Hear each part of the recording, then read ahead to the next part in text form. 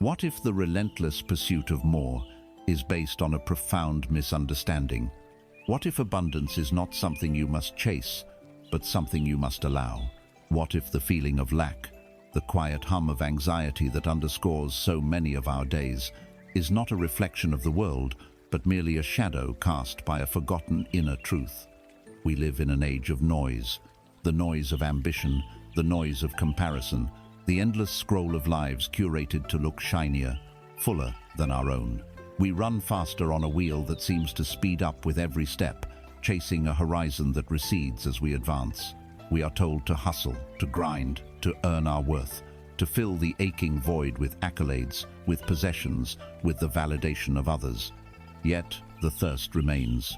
It is a deep thirst, a soul thirst, and we have been trying to quench it with salt water.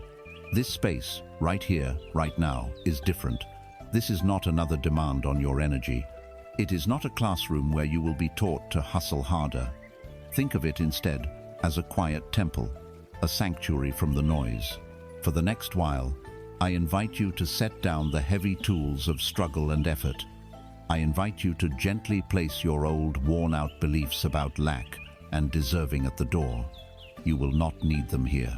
This is not a journey of learning, but of remembering.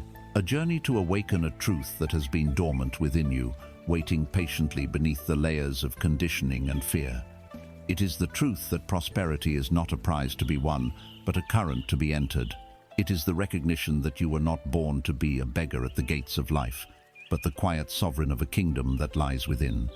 So, take a slow breath. Let the noise of the world recede. Let the frantic chase fall away. Here, in the stillness, we begin. We begin the work of remembering who and what you truly are. Before you can receive what is rightfully yours, you must first see the illusion you have been living in. This illusion is not your fault. It was not a conscious choice. It is a condition of our world, a deep, collective hypnosis we have come to call reality. Let us call it the Great Forgetting. You were not born into a state of lack. You arrived here as pure potential, a direct expression of an infinitely abundant universe, possessing an innate knowledge of your own completeness. A newborn child does not worry about its next meal or question its worthiness to receive love. It simply exists, and in its existence, it is a perfect channel, receiving all it needs. But then, the world begins to speak. It speaks through the worried tones of parents discussing bills at the kitchen table. It speaks through the grading system at school, which teaches you that worth is something to be measured and earned. It speaks through advertisements that are masterfully designed to create a feeling of incompleteness, a void that can only be filled by their product. Slowly, imperceptibly, the programming begins. The open channel of receiving starts to narrow. The whisper of the universe is drowned out by the clamor of the world. You are taught the gospel of scarcity. You are taught that life is a competition, a struggle for limited resources, that there is a finite pie, and you must fight for your slice, lest you be left with nothing. This is the foundation of the Great Forgetting. It is the moment you began to trade the kingdom of your inner sovereignty for the perceived safety of a cage built by others. Imagine this. Imagine a king, born to rule a vast and magnificent kingdom. A kingdom filled with endless treasures, lush gardens, libraries holding all the wisdom of the ages, and storehouses overflowing with gold. But, as a child, this king was spirited away from his palace and left at the city gates. He grew up just outside the walls of his own kingdom, with no memory of his birthright. He learned to survive as a pauper. His days were consumed with the search for scraps. His mind was focused on the single coin he might be tossed, the leftover bread he might find. He sees the towering walls of the palace every day, but to him, they are not a home. They are a symbol of everything he is not. They represent a power and wealth so far beyond his reality that he does not even dare to dream of it. His entire identity is wrapped up in being a pauper. He knows the hardness of the cobblestones, the chill of the wind, the gnawing ache of an empty stomach. This is his reality. Now, if you were to approach this pauper and tell him, "You are the king of that palace. Everything you see before you is yours," what would his reaction be? He would not believe you. He might even become angry. He would point to his tattered clothes, his empty bowl, and the single grubby coin in his pocket as proof. "This is who I am," he would say. "This is my reality. Do not mock me with fairy tales. This is the state most of us live in. We are the king who has forgotten. Your inner world, your consciousness, is the palace. It contains infinite creativity, boundless peace, and a wellspring of joy and abundance. But you have been conditioned to live outside the gates, fixated on the proof of the external world. You look at your bank account, your job title, your list of possessions, and you use them to define yourself.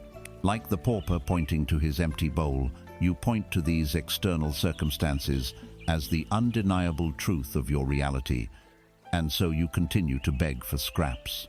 You work a job you despise for a paycheck that feels like a handout. You chase after fleeting moments of pleasure, hoping they will fill the void. You seek validation from others like the pauper seeks a coin, feeling a brief moment of relief when you get it, and a familiar despair when you don't. The conflict, the deep and painful struggle you feel, is the conflict between the pauper you believe you are and the king you truly are. A part of you hears these words, and they resonate. There is a flicker, a faint memory of the palace. It is the part of you that dreams of more, that feels a sense of injustice about the struggle, that knows, on some profound level, that you were made for something greater. But the moment this flicker appears, the pauper mind rises to extinguish it. It is a powerful, well-practiced voice. It says, "Be realistic, look at the facts. Remember all the times you failed. Don't get your hopes up, you will only be disappointed." This voice is not your enemy. Understand this deeply. It is a guard, a protector.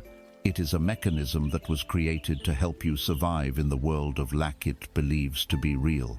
Its intention is to protect you from the pain of wanting something and not getting it. But it protects you by keeping your cage small. It protects you by ensuring you never even dare to approach the palace gates. The first step on this journey, then, is not to fight the pauper mind. It is not to argue with the evidence of your senses. It is simply to begin to question the premise. It is to entertain, for just a moment, the possibility that your identity is not defined by the contents of your begging bowl. The core message is this: lack is a story you have been told, a role you have been playing. It is not the truth of your being. To dismantle this illusion, you do not attack it head-on. You do not wrestle the pauper to the ground. That would only give him more energy, more reality. Instead, you begin a gentle practice, an act of quiet rebellion. It is the practice of simple, non-judgmental observation. For the next 24 hours, I invite you to become a scientist of your own mind. Your only task is to notice. Carry on with your day as you normally would, but keep a part of your awareness turned inward like a quiet sentinel. When a thought of scarcity arises, and it will, your job is not to fix it or suppress it. Your job is to see it. When you look at a price tag and the immediate thought is, "I can't afford that," just notice it. Mentally, label it with a gentle curiosity. "Ah, there is a thought of lack." When you see someone else's success and feel a pang of envy, or the thought, "Why them and not me?" simply notice. There is a thought of comparison, a thought of not enough. Do not engage with the thought. Do not follow it down its familiar gloomy path. Do not condemn yourself for having it. Just notice it, acknowledge its presence, and then let it go, like watching a single dark cloud drift across the vast blue sky of your consciousness. You are the sky, not the cloud. This practice begins to create a space between you, the observer, and the thoughts, the observed. In that space, freedom is born. You begin to realize that these thoughts are not you. They are not facts. They are relics of an old program. They are the memorized lines of the pauper, a role you are now choosing to step out of. Each Timmy, you notice a thought of lack without becoming entangled in it. You are withdrawing your energy from it. You are taking one step away from the city street and one step closer to the palace gate. You are the king, beginning to stir from his long, forgetful slumber. He is still dressed in rags, still sitting in the dirt, but for the first Tim, he has stopped staring at the ground. He has lifted his head, and his gaze is no longer on the scraps at his feet, but on the towering, silent, and strangely familiar walls of his own forgotten home. This is the first step. Not a leap, but a gentle turning of the head. It is the beginning of remembering. And in that remembering, the entire illusion of lack begins to lose its power. The king has looked up from the dirt. He has seen the towering walls of his forgotten inheritance. For the first timmer, a question, fragile yet persistent, has entered his mind. What if? This question is the beginning of all true change. It is the first ray of dawn after a long night. But as he gazes at the palace, he also becomes aware of something else. He feels an invisible barrier, a force field that keeps him rooted to his spot in the dust. He cannot see it, but he feels its immense power. It is the accumulated weight of his own history, his own identity as a pauper. This barrier is the architecture of his inner world, a structure he himself has built, brick by invisible brick. And now he must learn that he is not only the rightful king, but also the unconscious architect of his own prison. Your mind is the architect. Your consciousness is the sacred, fertile ground upon which you build the temple or the prison of your life. This is the most terrifying and the most liberating truth you will ever embrace. It is terrifying because it removes all possibility of blame. It is no longer the fault of the economy, your upbringing, your boss, or your luck. The blueprint for your life, with all its struggles and its joys, was drawn by you. But it is liberating for the very same reason. If you are the architect, you hold the power to change the design. You can tear down the old crumbling structures of lack and begin to build, today, a magnificent palace of prosperity. How is this architecture constructed? It is not done overnight. It is a slow, meticulous process. Every thought you have is a brick. A single thought, I wish I had more monies, just a brick lying on the ground. It is light, movable, and has very little power on its own. But we rarely have just one thought. We have recurring thoughts, habitual patterns of thinking. When you repeat a thought over and over again, you give it energy. You are picking up the brick and placing it somewhere. Now, add emotion. When you think I never have enough money and you feel the familiar sting of fear, the knot of anxiety in your stomach, that emotion is the mortar. It is the powerful cement that binds the bricks of thought together. A single fearful thought is a brick. A recurring fearful thought is a wall in the making. These walls are your beliefs. A belief is nothing more than a thought you have thought and felt so many times that it has hardened into a truth within your subconscious mind. You may have a wall called money is the root of all evil. Another wall called you have to work brutally hard to get by. A third, very common wall, I'm just not a money person. A fourth, wanting more is greedy. Together, these walls form a room. And soon, you have built so many rooms that they form a complete structure, a fortress of limitation. The final act of this unconscious construction is to mistake the building for yourself. You no longer say, I have a belief that money is hard to come by.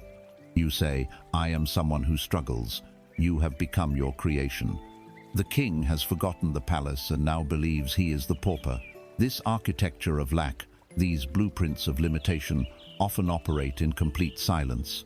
They are the operating system running in the background of your life, dictating your choices, filtering your perceptions, and ensuring that your external reality always matches the internal design. If your blueprint says I am unworthy of wealth, you will subconsciously sabotage job interviews, miss opportunities, make poor investment decisions, and feel an inexplicable urge to get rid of any unexpected money that comes your way.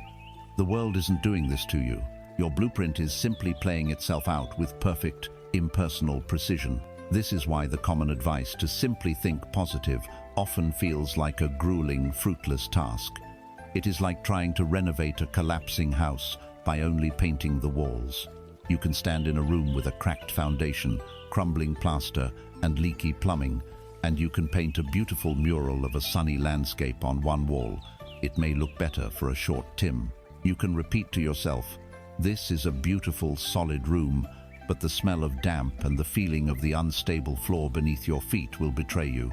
Trying to force positive thoughts on top of a deep-seated belief system of lack is exhausting because your entire being knows it's a lie. The blueprint will always win. The true work is not to paint over the cracks. The true work is to go into the foundations, It is to take a candle into the dark, musty basement of your own subconscious and examine the blueprints themselves. Let us shift the metaphor. Think of your mind as a garden. For years, perhaps your entire life, the seeds of lack, fear, doubt, unworthiness have been scattered there by others and nurtured unconsciously by you. Weeds have grown. They are thick and thorny, with deep, tangled roots. The superficial act of positive thinking is like trying to glue plastic flowers onto these weeds. It is an artificial, unsustainable act that fools no one, least of all yourself. The work of a true gardener, the work of a conscious creator, is different. It is to get down on your knees, to feel the soil. It is the patient, deliberate, and sometimes uncomfortable work of uprooting. You must be willing to look at the weed of "I'm not good enough." You must gently but firmly grasp it, and instead of just ripping its head off, you follow its stem down into the dark earth. You excavate its roots. You see where it came from: a careless word from a teacher, a parental struggle, a childhood failure. You look at it, not with anger, but with understanding. You see it for what it is, a plant that does not belong in the garden of a king, and with that awareness, you pull it out, root and all, and you cast it aside. This is your task now. It is a sacred act of inner excavation. Find a Timaean space where you will not be disturbed. Sit in silence. Let the frantic energy of the day settle. And then, with genuine, loving curiosity, ask your deeper self this question: what is the single most dominant belief that is shaping my financial reality? Do not rush for an answer. Let it surface. It may be a simple phrase: "There's never enough. It's not for me. I'll always be in debt." Whatever it is, receive it without judgment. Now, hold that belief in your awareness and ask the second, more powerful question: where did I learn this? Whose voice is this really? Is it your mother's voice, filled with worry? Is it your father's, filled with stern pragmatism? Is it the voice of a society that told you your value was conditional? When you can trace the belief back to its source, you perform a miracle of consciousness. You separate yourself from it. You realize it is not your voice. It is an echo, a recording you have been playing on a loop. It is an inherited piece of furniture in your house, not a part of the house itself. This is not an act of blame. It is an act of liberation. You are not blaming your parents or society. You are simply recognizing the origin of the blueprint so you can consciously choose to redraw it. You are reclaiming your power as the architect. The pauper, your old self, was a builder who worked in the dark, using whatever broken materials he was handed. He built out of habit, out of fear, out of a forgotten memory of struggle. The king, the self you are awakening to, builds in the light. He chooses his materials with care. He designs with intention, with love, with an unwavering vision of the beauty he wishes to create. Today, you have walked into the basement. You have seen the old, tear-stained, fear-riddled blueprints. You see how the prison was built, and you realize, with a quiet, thrilling sense of power, that you are holding the pen. You can draw a new design. You can design a palace. The architect has descended into the foundations of his own mind. He has seen the flawed blueprints, stained with the tears of generational fear and the ink of limiting beliefs. He holds the pen now, ready to draw a new design, a design for a palace of light and abundance. But as he prepares to make the first mark, he looks out the window of his workshop, and there, standing before him in the stark light of day, is the crumbling, dilapidated structure his old plans had built. The leaky roof, the cracked walls, the overgrown weeds of his past reality are all there, staring back at him. This is the moment of greatest trial. This is the moment the aspiring king comes face to face with the most convincing liar in the universe, his own reflection. Your outer world is a mirror. It is nothing more and nothing less. It is not the cause of your circumstances. It is the perfect, unflinching reflection of them. It is a mirror made not of glass, but of energy and consciousness. And like any mirror, it cannot generate an image on its own. It can only reflect what is placed before it. And crucially, this mirror has a time delay. The reality you are experiencing today, the number in your bank account, the relationships you are in, the state of your health is a reflection of the person you were yesterday, last week, last year. It is the hardened echo of your past consciousness, the physical residue of your old blueprints. The struggle you see today is not a sign of your future, but a memory of your past. And how do we typically interact with this mirror? We see a reflection we do not like, and we try to change the reflection. We see a face etched with worry in the mirror, and we try to polish the glass to make the face smile. We see the reflection of an empty wallet, and we yell at the mirror, beg it, bargain with it. We say, "Dear mirror, please, just show me the reflection of a full wallet, and I promise, then I will feel abundant. Show me the image of a loving partner, and then I will feel whole and worthy of love." This is the universal human mistake. It is the grand fallacy that keeps the king in his pauper's rags. You are trying to force the external world to change first, so that you can then have permission to feel better. But the mirror cannot disobey the law of its nature. It cannot show you a smile while you are still frowning. It cannot reflect wealth while you are vibrating with the energy of lack. To demand that the world change first is to be a prisoner, forever bound to a reality that is nothing but a shadow of your own past self. This is the great spiritual stare-down. You stand before the mirror of your life. Internally, you have made a new decision. You have chosen the blueprint of the palace. You are beginning to feel, deep within, the quiet dignity of the king. You whisper to yourself, "I am abundance. I am whole. I am free." But the mirror, with its dim delay, is still reflecting the pauper. It screams back at you with undeniable evidence. An overdue bill arrives in the mail. The car breaks down. A client cancels. The mirror shouts, "Liar, look, here is the proof of your struggle. This is reality. Stop daydreaming and face the facts." In this moment, you are at a crossroads.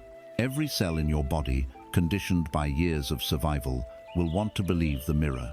The voice of the pauper mind will rise in a panic. "I told you so. This positive thinking stuff is nonsense. Let's go back to worrying. It's safer." To believe the mirror is to remain the pauper.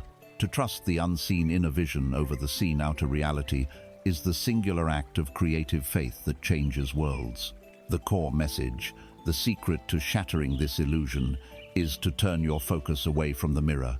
This is not an act of denial or spiritual bypassing. It is an act of profound wisdom. You acknowledge the reflection. You look at the overdue bill and you say, "I see you.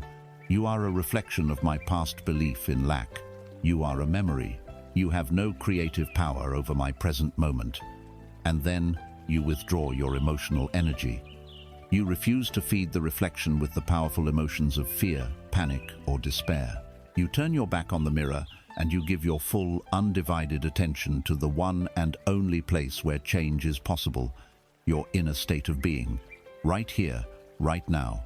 You must generate the feeling of the new reality now, before the mirror has had a chance to catch up.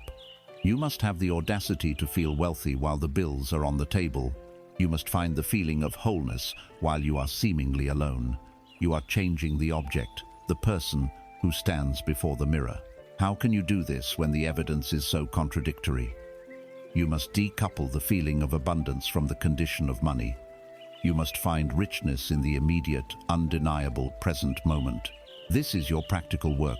Stand up right now and feel the wealth of having a body that breathes on its own. Take one slow, deep breath. That feeling of your lungs filling with air, that is richness. That is life force. That is abundance. Go to your tap and pour a glass of water. Feel the incredible luxury of having clean, life-sustaining water available at your command. That is wealth. If the sun is shining, step into it. Feel the warmth on your skin. That generous, life-giving energy, bathing the entire planet for free, is the very definition of abundance. Your ability to perceive beauty, the richness of the color of the sky, the complex taste of a piece of fruit, the sound of music. This is immeasurable wealth. You are drenched in a sea of abundance every second. You have just been conditioned to ignore it while you stare at the one dry spot you have named my bank account. By deliberately focusing on and feeling grateful for these present moment riches, you begin to change your vibrational state. You begin to feel like a wealthy person, not because of what you have, but because of what you are. You are changing the frown into a gentle, knowing smile. And what happens when you persist in this? What happens when you refuse to be swayed by the old reflection and remain faithful to your new inner state of being? The mirror must comply. It is the law. The old reflection will begin to waver. It may seem to get louder for a moment, like a tantrum before it fades. But then, new things will have to appear. An idea for a business will strike you. Someone will call to repay an old debt you had forgotten. An opportunity will land in your lap that seems to come from nowhere. These are the first glimmers of the new reflection. The mirror is starting to catch up to the new you. It is showing you the first signs of the palace you have been building within. Your outer world is no longer your adversary. It is your most loyal servant, your most honest feedback mechanism. It is always showing you, with perfect accuracy, the state of your inner architecture. Stop trying to break the mirror. Stop arguing with your past. Turn inward. Put on the royal robes of your desired state in your imagination and in your feeling. Wear them with confidence, with peace, with the quiet certainty of a king. And then stand before the mirror of your world and watch as it shows you the royalty you have finally chosen to become. From the moment you could understand language, an invisible contract was quietly placed in your hands. No one announced its arrival. You did not sign it with a pen. You signed it with your slow, dawning acceptance of the world's most pervasive and debilitating lie. The contract had one central clause. Your life is a debt to be repaid. It stated that you arrive on this earth with nothing, and that everything you receive, from the food you eat to the roof over your head to the slightest sliver of joy, must be earned through hard, relentless labor. This contract is the fallacy of earning. It is a subtle poison that has seeped into the very marrow of our collective consciousness, and it is the single greatest barrier between you and the effortless abundance that is your birthright. This belief system turns life from a gift into a transaction.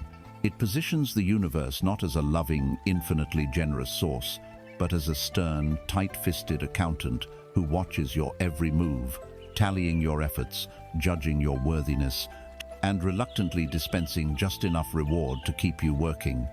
And we, as a culture, have turned this painful transaction into a virtue. We created the cult of exhaustion. We wear our burnout like a badge of honor. We speak of the grind, of hustling, of paying our dues, as if suffering itself were a currency. We see someone who works 16-hour days, who sacrifices their health, their relationships, and their peace of mind for their career. And a part of us, the part that has been deeply conditioned by the contract, nods in approval. They are earning it, we think. They deserve to succeed. We have been taught to believe that the path to the palace is paved with our own pain. This creates a deeply distorted psychology. It fosters a reality where you feel you must justify your own existence through constant activity, through proving your usefulness. You become afraid of stillness, because in stillness you are not earning. Guilt becomes the silent soundtrack to any moment of rest or simple pleasure. A quiet afternoon spent reading a book feels like a stolen moment, a transgression against the god of productivity. And so, the inner conflict rages. You feel the soul's deep yearning for freedom, for play, for ease, but the voice of the contract cracks its whip. You have not done enough. You do not deserve this peace. Get back to work. The most tragic part of this fallacy is that it simply does not work. You can see it everywhere. You know people, or perhaps you are one of them, who have sacrificed everything. They have toiled and struggled their entire lives, faithfully upholding their end of the fraudulent contract, only to find themselves still trapped in lack, still drowning in anxiety.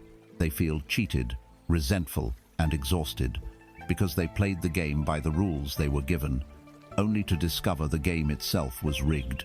Now, let us tear up that contract. Let us expose it to the light of a greater truth. The universe does not trade in suffering. Its economy is not based on effort, but on resonance. Its currency is not struggle, but alignment. Look to the source code of creation, which is nature itself. Does the sun demand that the earth earn its warmth?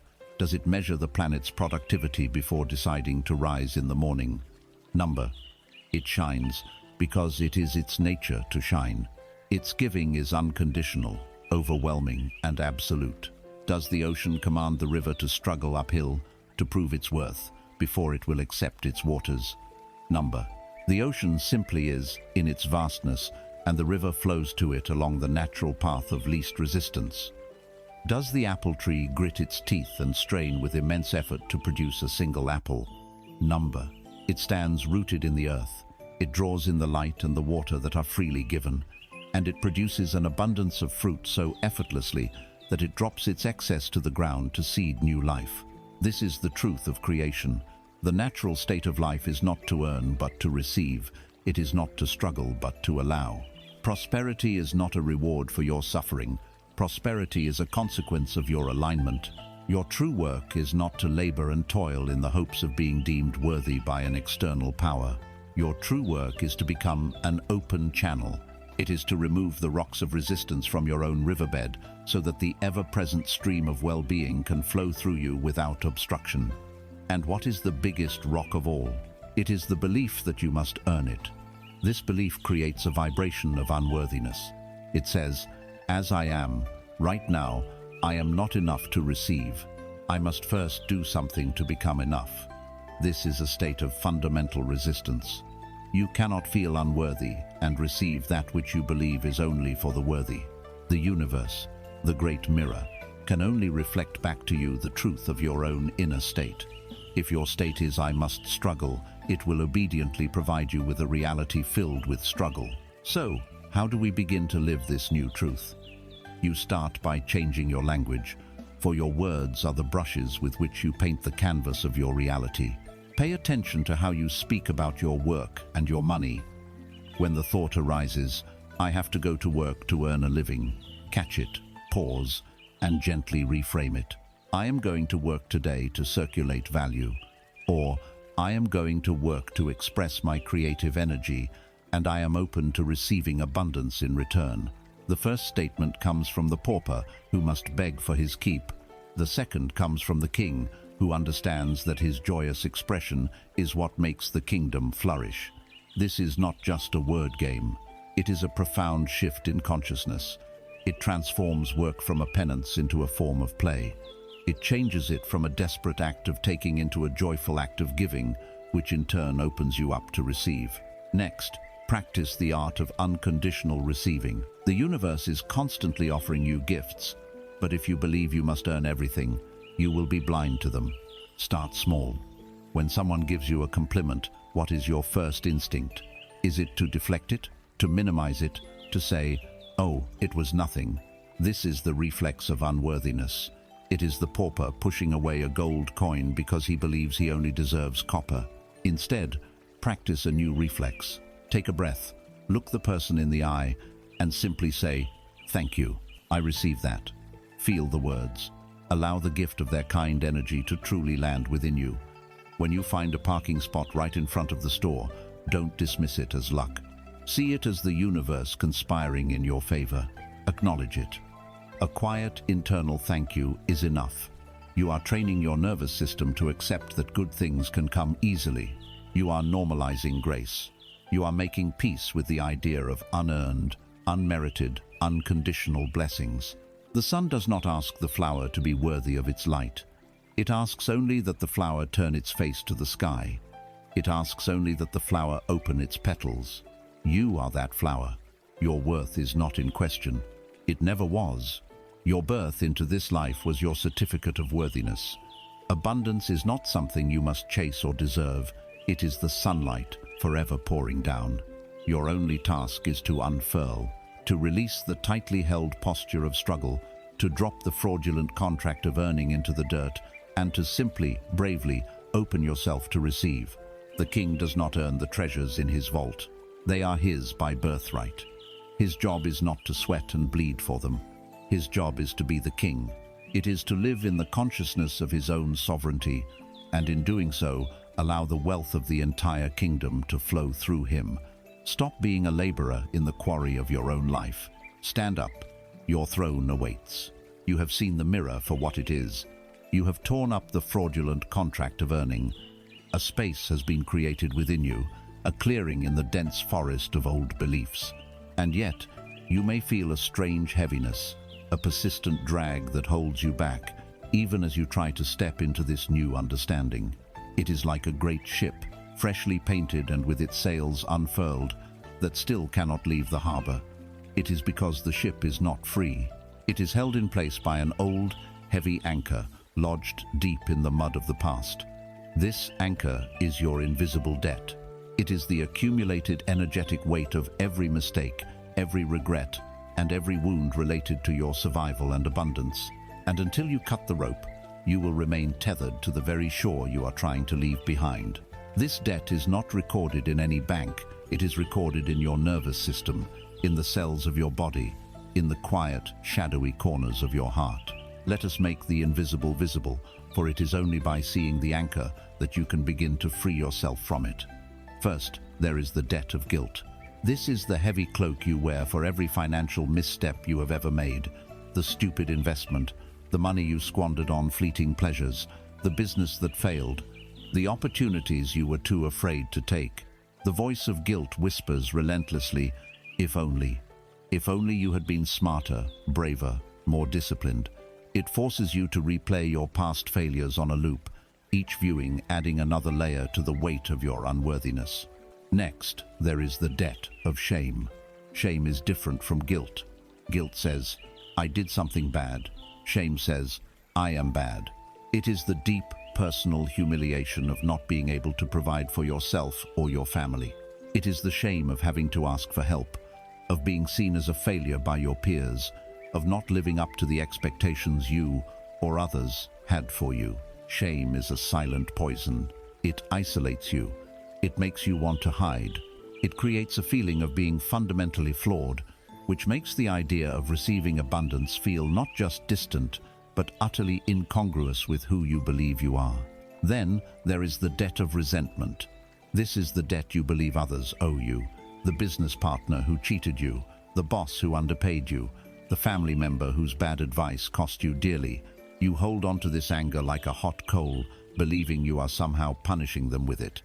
But you are the only one whose hands are getting burned. Resentment is a thick, toxic sludge in your energetic field. It keeps you locked in a victim mentality, constantly looking backward at who wronged you, making it impossible to look forward to what you want to create. Finally, and perhaps most cruelly, there is the debt you hold against your past self. You judge the person you were 5, 10, 20 years ago by the standards of the person you are today. You are angry at them for not knowing what you now know. You condemn them for their ignorance and fear. This is an impossible standard. It is like being angry at a child because they cannot yet read Shakespeare. Your past self was doing the very best they could with the level of awareness, the tools, and the emotional resources they had at the Timmy. To hold them in contempt is the ultimate act of self-betrayal. These debts are not just psychological concepts. They have tangible, energetic consequences. Guilt, shame, and resentment are dense, low-frequency emotions. They are the energetic equivalent of lead weights. Abundance, joy, gratitude, and peace are light, high-frequency emotions. They are the energetic equivalent of helium. You cannot fill a balloon with lead and expect it to rise. You cannot build a new reality of prosperity while your creative energy is being constantly siphoned away to pay the interest on these old emotional debts. So, what is the currency that settles these accounts? It is not money, it is not penance, it is forgiveness. Forgiveness is the universal solvent. It is the act of alchemy that transforms the lead of the past into the gold of the present moment. It is not a sign of weakness. It is the most profound act of strength and self-reclamation you can perform. To forgive is to declare, with the full authority of your being, I will no longer allow the past to consume the present. I am reclaiming all of my energy, all of my power, for the purpose of creating the life I choose, right now. Let us be clear about what forgiveness is not. It is not condoning what happened. It is not saying that a betrayal was acceptable or a foolish mistake was actually wise. It is not about letting anyone else off the hook. In fact, it has very little to do with anyone else at all. Forgiveness is for you. It is the act of cutting the energetic cord. It is you, the captain of your ship, deciding to sever the rope to the old rusty anchor, allowing the past to sink into the depths while your vessel becomes free to sail toward the new horizon. This requires a ritual, an act of conscious release. I invite you now to perform one. Find a Tim when you can be alone and undisturbed. Take a pen and paper. This letter is for your eyes only. On this paper, you will give a voice to your debts. Write a letter to your past self or to the person you resent. Do not hold back. Pour out the guilt. Detail the stupid decision with the full force of your regret. Express the shame you felt, the humiliation.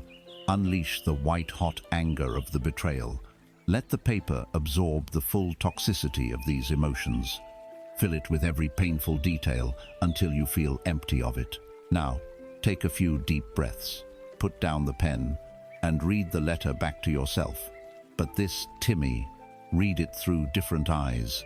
Read it with the boundless compassion of a loving parent, reading about the struggles of their cherished child. See the fear behind the stupid decision. See the desperate need for approval behind the wasted money. See the innocence and the ignorance in your past self. See that you, or they, were acting from a place of pain, from a place of limited awareness.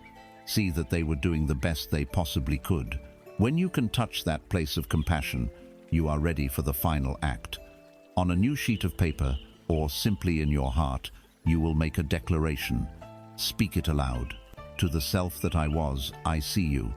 I see your fear, and I see your struggle. You did the best you could with what you knew. You are not to blame. For every decision made from fear, I forgive you. For every opportunity missed, I forgive you. For the shame you carried, I forgive you. I release you from the prison of my judgment. The debt is cancelled. It is paid in full by the grace of this present moment. You are free. And as you say this, feel it. Feel the chains dissolving. Feel the heavy cloak lifting from your shoulders. Then take the first letter, the one filled with poison, and destroy it. This is not a symbolic act.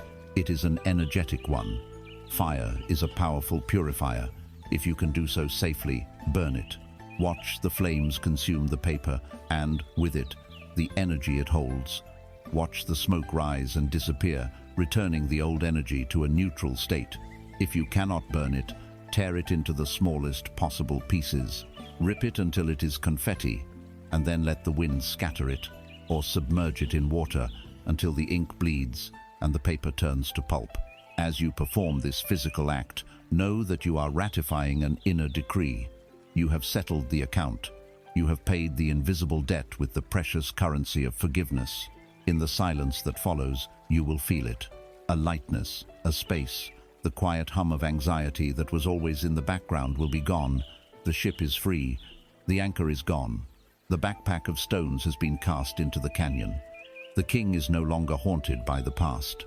He stands now, present, unburdened, and whole, ready to walk forward into his kingdom, finally and completely free. You have done the sacred work of release. The heavy anchor of the past has been cut away. The invisible debts have been forgiven, their toxic ink dissolved by the light of your own compassion. You are standing now on cleared ground. There is a lightness in your being, a stillness, a space that was not there before. This space is holy. It is the fertile void from which all creation is born. But for a moment, this new emptiness may feel unfamiliar, even unsettling. The pauper's rags of your old identity have been burned, but the royal robes of your true nature have not yet been fully claimed. Having released who you were not, you must now consciously and deliberately step into who you have always been. This requires the most profound identity shift you will ever make. It is the journey from being a seeker of life to being the very source of it. For your entire life, you have been taught to be a seeker. The world is structured to create and sustain this identity. The seeker is one who believes that what they desire, love, wealth, peace, validation, exists somewhere out there, separate from themselves. Life, for the seeker, is a perpetual hunt. It is a desperate, exhausting quest to find the missing pieces that will finally make them whole. The seeker wakes up, and their first unconscious question is, what can I get today? They look at the world as a vast territory to be mined for resources.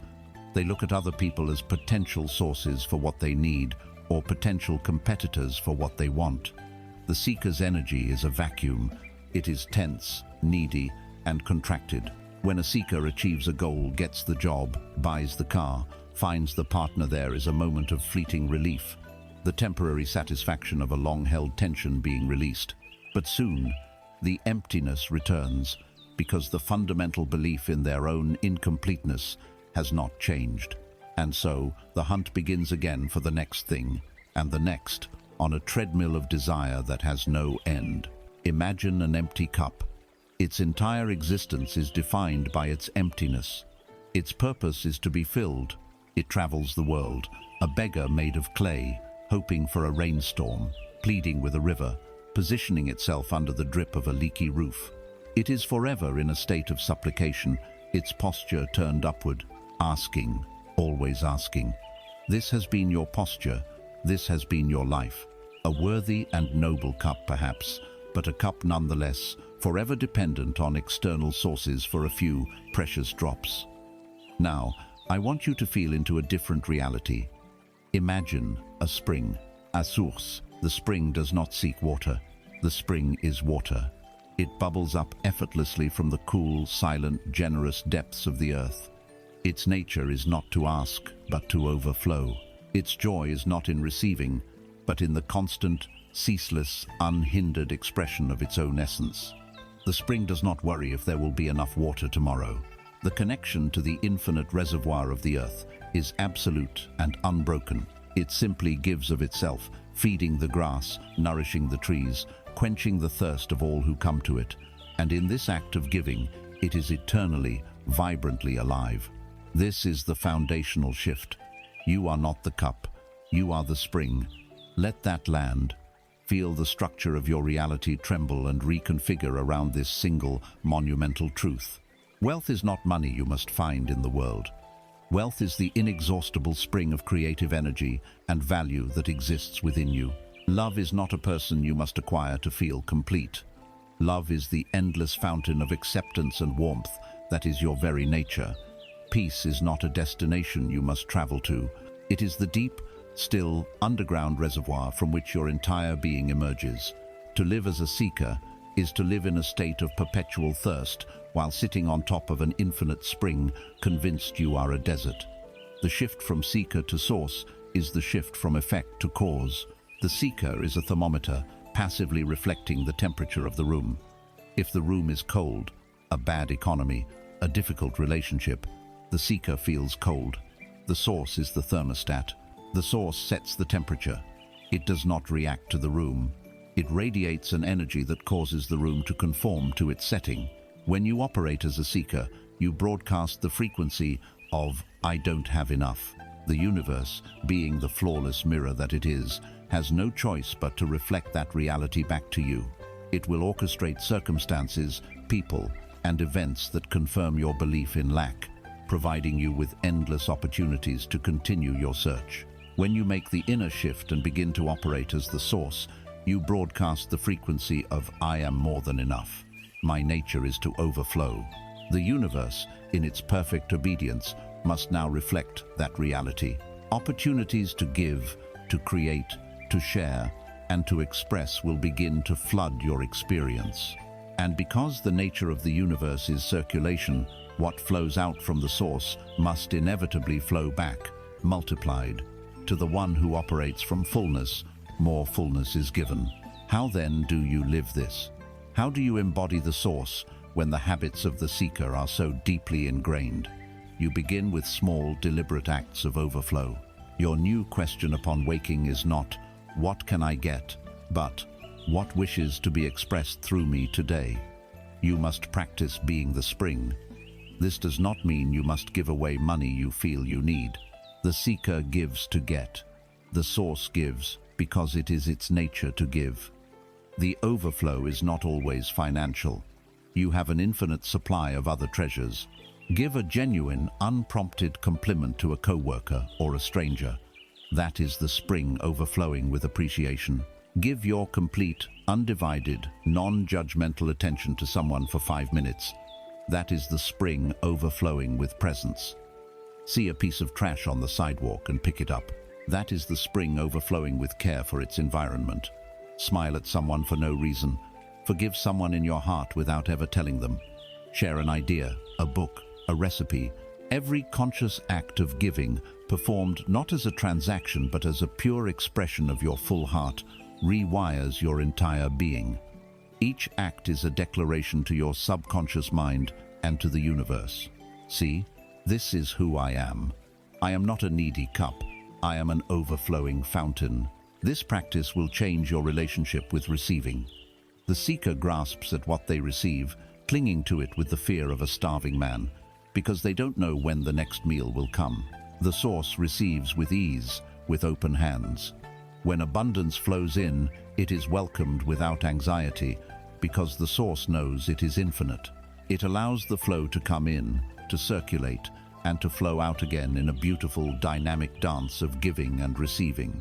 The desperate posture of the seeker, hunched over and looking outward, is replaced by the calm, upright, radiant posture of the source. Life ceases to be a hunt. It becomes an expression. You are no longer a beggar at life's feast, hoping for crumbs. You are the host of the feast, finding your deepest joy in providing nourishment for the world.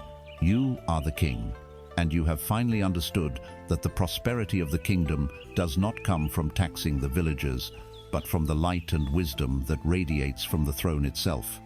You are the source. You have accepted your true identity. You are not the empty cup, but the eternal spring. You are not the seeker, but the source. A profound peace comes with this knowing, but it is accompanied by a new and vital question.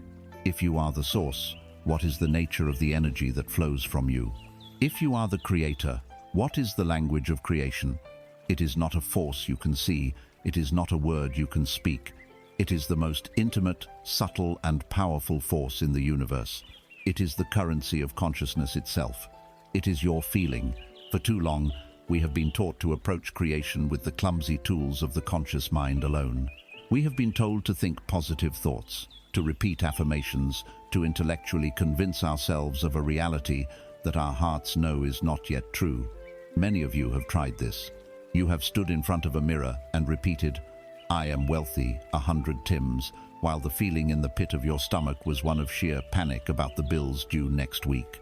You have affirmed, "I am loved," while your heart ached with the palpable feeling of loneliness.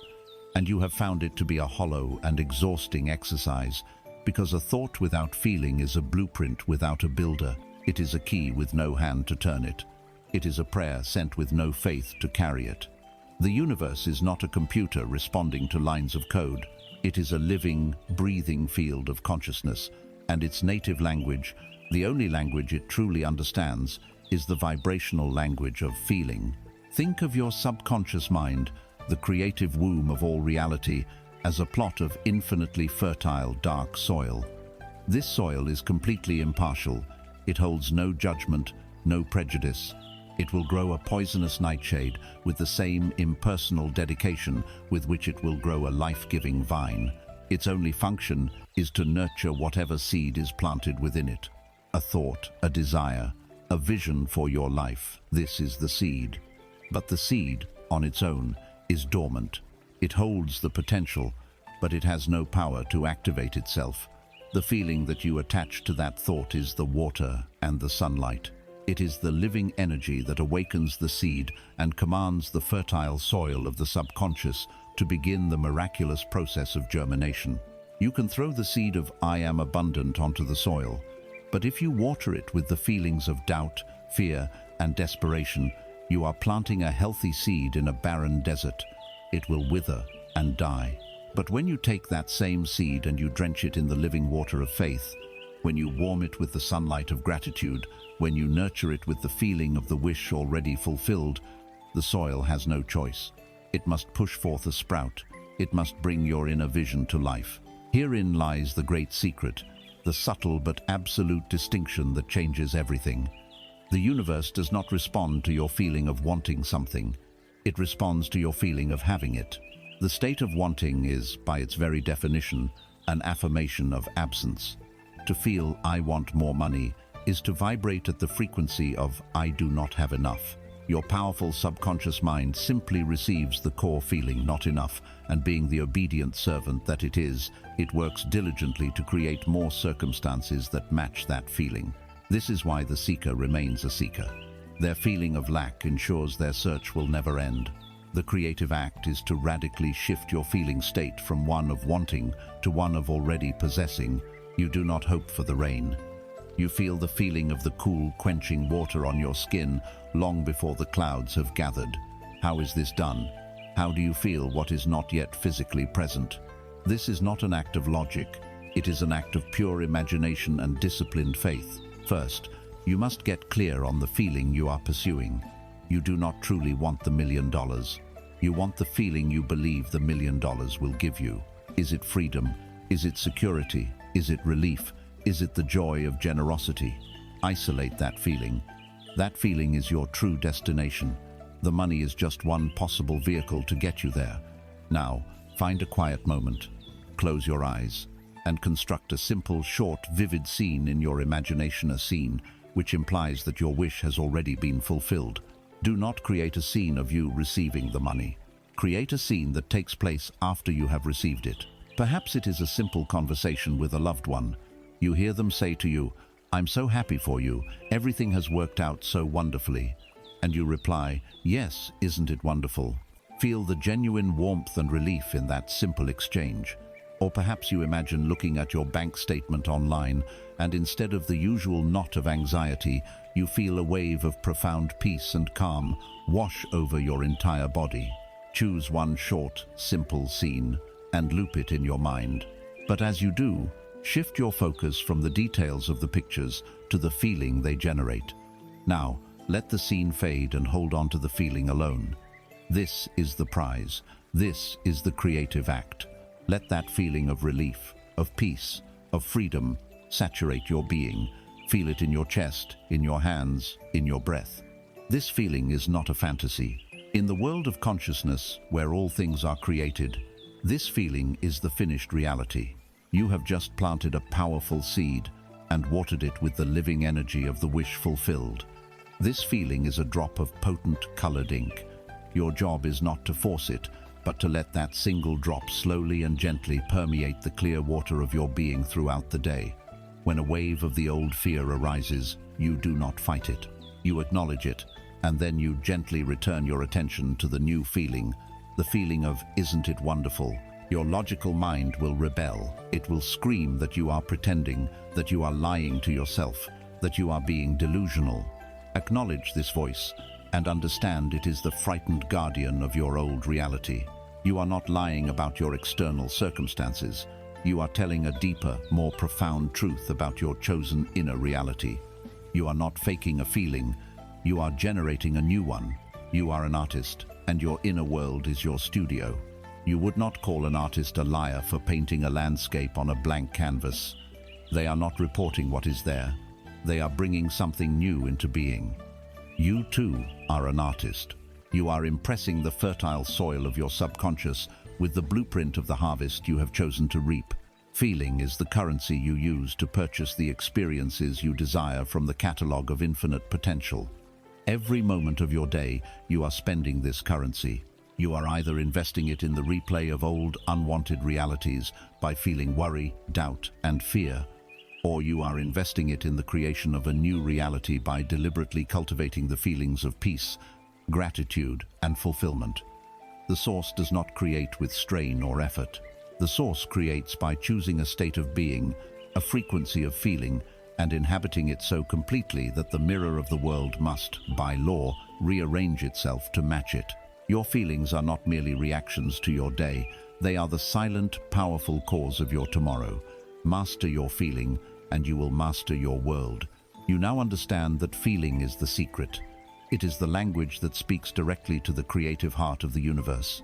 But feelings, for many, can be as fleeting as the weather, shifting with every passing thought, every piece of news, every external circumstance.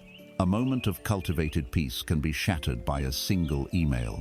A flicker of abundant feeling can be extinguished by an unexpected bill. If feeling is the living water that flows from you, the source, then you need a channel for that water to flow through. a channel so deep, so stable, and so permanent that it is not affected by the storms on the surface. This channel is the bedrock of your being.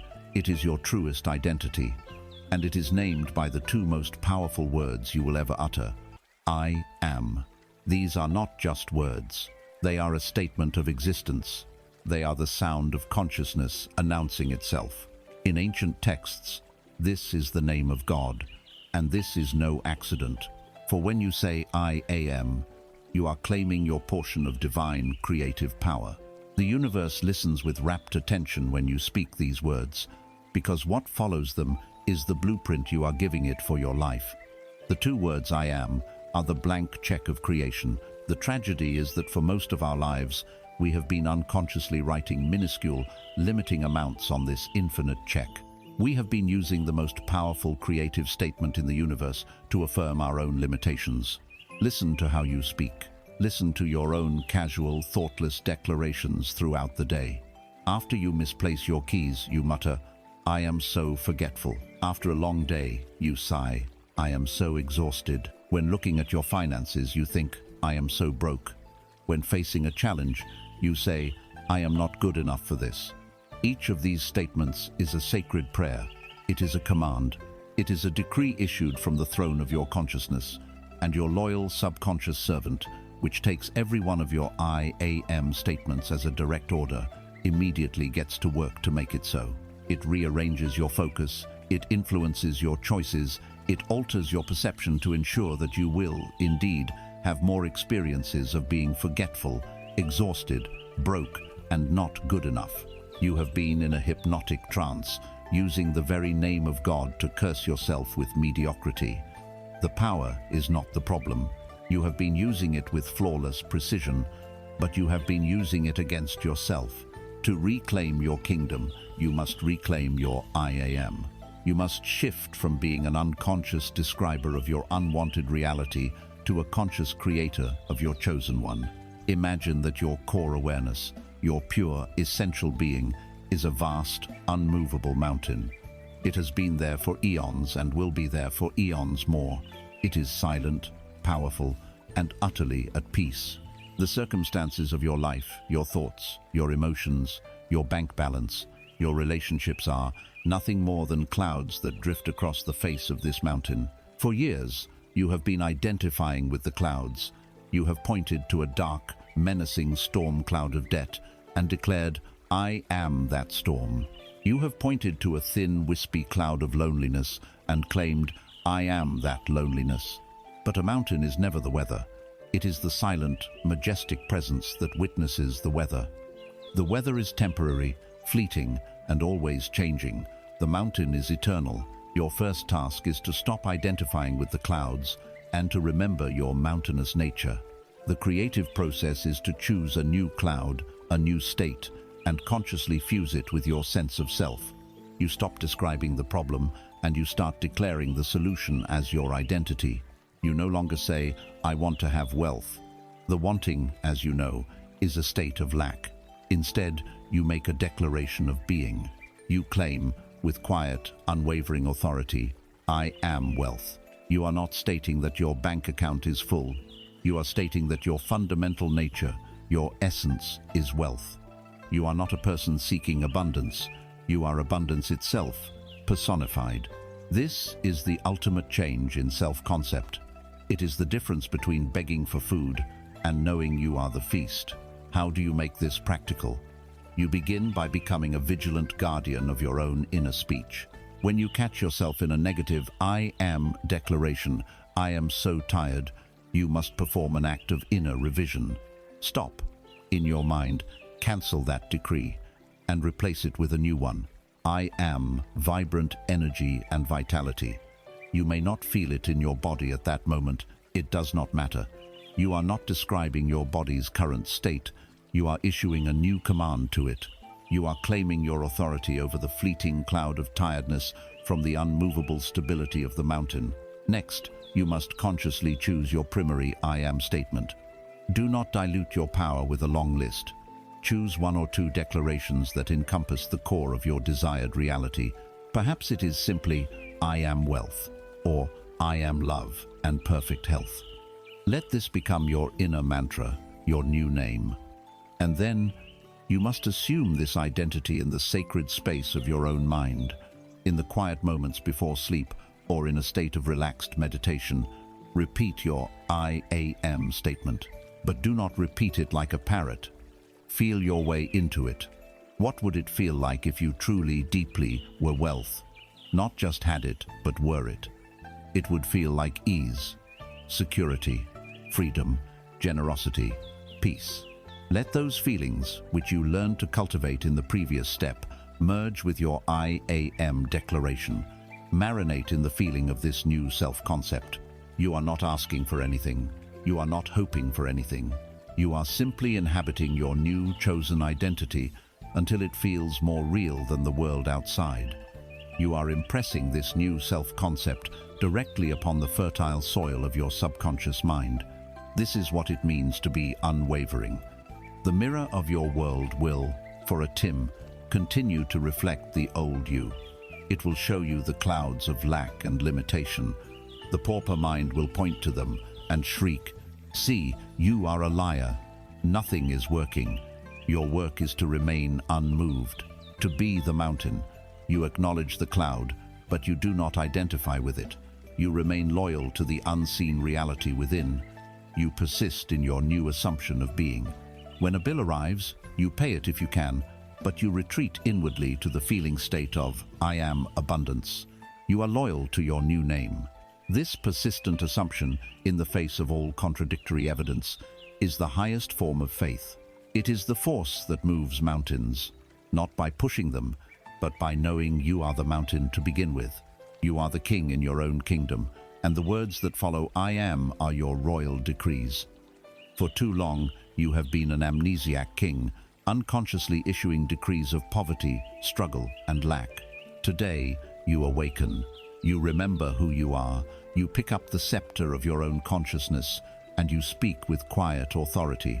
You stop describing the shadows on the wall, and you begin to emanate the light that dissolves them.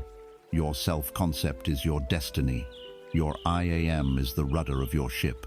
Choose it consciously. Inhabit it completely. Live from it unwaveringly. The universe has no choice but to create a world that honors the name you have given yourself. You have stepped into the mountain of your being. You have claimed your true name, the creative power of I am. This is the great turning point. But once the royal decree is issued from the throne of consciousness, you must understand the law of the kingdom by which it is made manifest. This law is simple, impersonal, and unerring. The universe is a perfect echo chamber. It does not judge your call. It does not analyze its merit. It does not have an opinion. Its sole function is to take the sound of your being and reflect it back to you with flawless, crystalline precision. For most of your life, you have stood at the edge of this great cosmic canyon, and you have been shouting descriptions of your surroundings. You have looked at the rocks of hardship and shouted, I am struggling, and the canyon has faithfully echoed back, struggling, struggling, struggling, confirming your experience. You have looked at the shadow of lack in your wallet and shouted, I am poor, and the canyon has lovingly returned the echo, poor, poor, poor, ensuring you see more evidence of poverty. You have been caught in a feedback loop of your own creation, mistaking the echo for the source, believing the reverberations of your own past cries were an objective reality being forced upon you. But the canyon was never your enemy. It has always been your most loyal servant, your most honest teacher. It has been showing you, with perfect integrity, the nature of the sound you have been making. Now, you have changed your call. Standing in the same spot, you take a breath and you speak your new truth. Perhaps it is only a whisper, because the habit of shouting your problems is so strong. You whisper, I am wealth. You declare, I am peace. The universe, this great echo chamber, catches this new sound, and it begins the process of returning it to you. But here is where the test of faith occurs. The echoes of your old shouts are still reverberating through the canyon. They are loud, familiar, and they have the momentum of years behind them. You have whispered, I am wealth, but the old echo of poor, poor, still rings in your ears. An unexpected bill arrives, the dying sound of your old call. A friend complains about the economy, a reverberation of the collective shout. The mirror of your world, for a Tim, continues to show you the effects of your old song. This is the critical moment where most turn back. They hear the old echo, they see the old reflection, and they believe it more than their new, quiet declaration. They lose faith in the whisper, and they begin to shout their old song of lack again, if only to harmonize with the familiar sound, believing it to be reality. See? The pauper mind screams. It didn't work, I whispered. I am wealth, but this bill just arrived. I must still be poor. And in that moment of surrender, you have changed your call back to the old one. The universe, in its perfect, non-judgmental obedience, stops forming the new echo of wealth and immediately gets back to work reflecting your renewed conviction in poverty. It is always agreeing with you. It is agreeing with your dominant belief. Your wavering faith is a belief. Your doubt is a belief. And so, the universe faithfully echoes your doubt back to you as more circumstances to doubt. To break this cycle, you must understand that the echo is not the truth. The call is the truth. Your allegiance must be to the sound you are making now, not to the reverberations of the sounds you made yesterday. This requires a new and profound discipline. It is a mental diet. Just as you would not choose to build a strong, healthy body by eating poison, you can no longer afford to build a reality of abundance by consuming a diet of toxic, limiting thoughts. You must become the unwavering sentinel at the gates of your own mind. Imagine your mind is a sacred, silent room. In the center of this room sits your throne, where your I Am resides. Every thought that arises in the world is a visitor seeking entry into this room. A thought of fear comes to the door. A thought of doubt knocks. The memory of a past failure tries to sneak in. For years, you have had an open door policy. You have let any and every visitor in, allowing them to make noise, to track mud on the floor, and to shout their opinions at the king. The mental diet is the act of becoming the royal guard. You stand at the door. When a thought approaches, you challenge it. The thought, "What if I can't pay this bill?" arrives. Before, you would have let it in, served it tea, and allowed it to stay for hours, filling your inner room with its anxious chatter. Now, as the guard, you stop it at the threshold. You look at it calmly, and you say, "You are not in alignment with my chosen state of I am wealth. You are not welcome here." And you, gently but firmly, turn it away. You refuse to entertain it. To entertain a thought means to engage with it. It means to chew on it, to worry it, to feel the emotional charge of it. Refusing to entertain a thought does not mean violently suppressing it. You cannot stop the visitors from knocking on the door. They will come. The discipline is in your refusal to let them in. You acknowledge the knock. You see the visitor for what it is, an old habit, an echo, and you keep the door closed. You then immediately turn your attention back to what is happening inside the sacred room, the quiet, confident hum of your chosen I am state. You are withdrawing your most precious resource, your attention, from what you do not want, and you are investing it wholly in what you do want. This is a battle. It is a war waged in the silence of your own mind, moment by moment. It requires more vigilance and fortitude than any battle fought on an external field. Persisting in your assumption of abundance when your senses are screaming lack is the true hero's journey. Do not look for evidence. Do not keep digging up the seed to see if it has sprouted. This desperate need for proof is a form of doubt, and the universe will only echo that doubt back to you as a lack of proof. Your work is not in the external world. Your work is to purify the call. Your work is to stand firm as the guard of your mind and to maintain your loyalty to your inner king, your chosen I Am. Live in the feeling of the wish fulfilled. Walk as though you are the person you desire to be. Think from the state of wealth, not about it. And trust the law, trust the echo chamber. The old reverberations will fade. They must. They have no source to sustain them anymore. And then, through the silence, you will begin to hear it. A new echo, faint at first, but growing clearer. The sound of opportunity, the sound of synchronicity, the sound of ease. It is the world, your loyal servant, finally catching up to the new song you have been singing. Stop listening for the echo, be the call. You have claimed your identity as the source. You have learned that feeling is the language of creation. You have anchored that feeling in the unwavering declaration of I am, and you understand that the universe is an echo chamber, flawlessly reflecting your dominant inner state. You have begun the discipline of the mental diet, standing as a sentinel at the gates of your mind. But perhaps you have noticed how exhausting this guard duty can be. The thoughts, the worries, the doubts, they are a relentless army, a constant barrage at the gates. To stand against them day and night is a noble but tiring war. There must be another way. A way not of fighting, but of transcending. A way not of managing the noise, but of remembering the profound silence from which the noise arises. This is the path of stillness. It is the discovery of the sacred silence that is your true home. For years, you have lived with a noisy roommate in your head. This roommate is your unobserved mind, the voice of the conditioned ego. It never stops talking. It is the narrator of your anxieties, the historian of your regrets, the fortune teller of your fears. It wakes up with you. It chatters throughout your day, and it whispers worries to you as you try to fall asleep. Its primary function is survival, and its primary tool is the past. It constantly analyzes old data, trying to protect you from repeating past pains, and in doing so, it keeps you shackled to them. This incessant mental chatter is the static on the line between you and the universe. It is the noise that distorts the pure signal of your I am. It is the frantic energy of the pauper, constantly calculating and fearing, drowning out the calm, confident silence of the king. You cannot maintain a pure inner state of abundance while this voice is running your life. To fight it is to give it more energy. To argue with it is to validate its existence. The only way to be free from it is to realize that it is not you. This realization is the true purpose of meditation. We have been given a great misunderstanding about this ancient practice. We have been told that meditation is about stopping your thoughts or clearing your mind.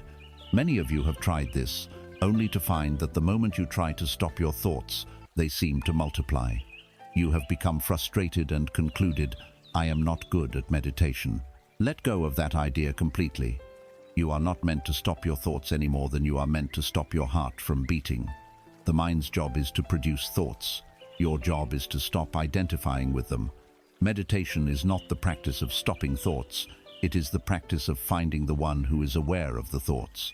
It is a fundamental shift in identity, from being the thinker to being the silent, ever-present awareness that witnesses the thinking. Imagine your mind is the surface of a deep, clear lake. The winds of the world, your worries, your plans, your fears blow across this surface, creating ripples and waves. When you are lost in thought, you are identified with the wind and the waves. Your experience is one of constant motion, of turmoil, of being tossed about. You believe you are the agitation. The practice of meditation is the practice of allowing the wind to cease. You do not fight the waves. You do not try to flatten them with force. You simply withdraw your attention from the wind that creates them. You sit by the shore of your own being, and you simply watch. A thought arises, a wave. You notice it. You do not climb onto it and ride it. You do not condemn it for disturbing the water. You simply watch it as it rises, crests, and dissolves back into the stillness of the lake. As you do this, again and again, the wind of your habitual thinking begins to die down. The waves become smaller, and you begin to experience moments of profound stillness. In these moments, the surface of the lake becomes like glass, and for the first timmer, it can perfectly reflect the vast, peaceful, infinite sky above. That sky is your true nature. It is the silent, unwavering I am. In this stillness, you discover something miraculous. You discover the space between your thoughts. At first, this space may seem fleeting, just a microsecond of quiet before the next thought rushes in. But with practice, this space expands. You begin to be able to rest in it. This space, this silence, this void is not empty. It is the opposite of empty. It is the womb of all creation. It is the field of pure potentiality. It is the raw, unconditioned consciousness of the source itself. To impress your intention upon this silence is the most powerful creative act imaginable. To feel the feeling of "I am wealth" while resting in this silent, fertile field is 1,000 times more potent than shouting it into the chaos of a busy mind. You are no longer planting your seed on the rocky, wind-blown surface. You are placing it directly into the heart of the creative substance of the universe. The practice to find this space is simple. You do not need a special cushion or a mantra. You only need your willingness. Find a place where you can sit comfortably for 5 or 10 minutes. Close your eyes and bring your attention to the simple physical sensation of your own breath. Feel the air as it enters your nostrils, cool and fresh. Feel your chest or abdomen expand. Feel the air as it leaves your body, slightly warmer. Your breath is your anchor. It is always in the present moment. Your mind will wander. This is not a failure. It is the nature of the mind. A thought will pull you away. When you notice you have been lost in thought, gently, without any judgment or frustration, guide your attention back to the sensation of the breath. That is the entire practice. Each Timmy you guide your attention back, you are performing one repetition at the gym of consciousness. You are strengthening your muscle of awareness. You are choosing the stillness over the noise. This sacred silence is not a void. It is a plenum. It is not an absence of sound. It is the presence of everything. It is the canvas upon which all realities are painted. It is the deep, resonant center of the echo chamber. The king does not need to shout his decrees to be heard throughout the land. He speaks them once, from the profound, centered silence of his throne room, and the entire kingdom rearranges itself to obey his will. Your silence is your throne room. It is where you go to remember your power, to commune with your true nature, and to issue the commands that will shape your world. Do not be afraid of it. Enter it daily. Cherish it. For in the heart of that stillness, you will find the source of all abundance and the peace that is the greatest treasure of all. You have found the sacred silence. You have entered the throne room of your own consciousness and felt the profound peace that exists beneath the chaos of the mind. In that stillness, a vision has been born, a clear, luminous image of the life that is your birthright. But the throne room is not the entire kingdom. The true test of a king is not how he feels in the safety of his palace, but how he carries his authority into the wild, unpredictable, and often rebellious lands of his domain. The moment you step out of your quiet meditation, the world will rush in to meet you. The world of form, of circumstance, of old echoes it, will test the integrity of your new vision. This is not a punishment, it is an initiation, and it requires a new kind of power. A power we have been taught to fear, the power of discipline. When we hear the word discipline, we often recoil. We picture a joyless monk in a cold cell, a stern soldier on a parade ground, a life of rigid denial and forced austerity. We associate it with punishment, with the suppression of our natural desires. But this is the discipline of the pauper, the discipline of the prisoner. It is a discipline born of fear, designed to control a reality believed to be dangerous and scarce. The discipline we must now cultivate is of an entirely different quality. It is the discipline of a king. It is the discipline of a master artist. It is not about restriction, it is about devotion. It is the unwavering loyalty to an unseen reality. It is the conscious and deliberate forging of your new belief in the very fires that seem to threaten it. Imagine your new vision. Your assumption of "I am wealth" is a piece of raw, unformed steel. It is a wonderful idea, full of potential, but in its current state, it is soft. It can be easily bent by the first sign of trouble. It cannot yet cut through the thick vines of doubt and fear. To turn this raw metal into a sharp, unbreakable sword of belief, it must go through the blacksmith's process.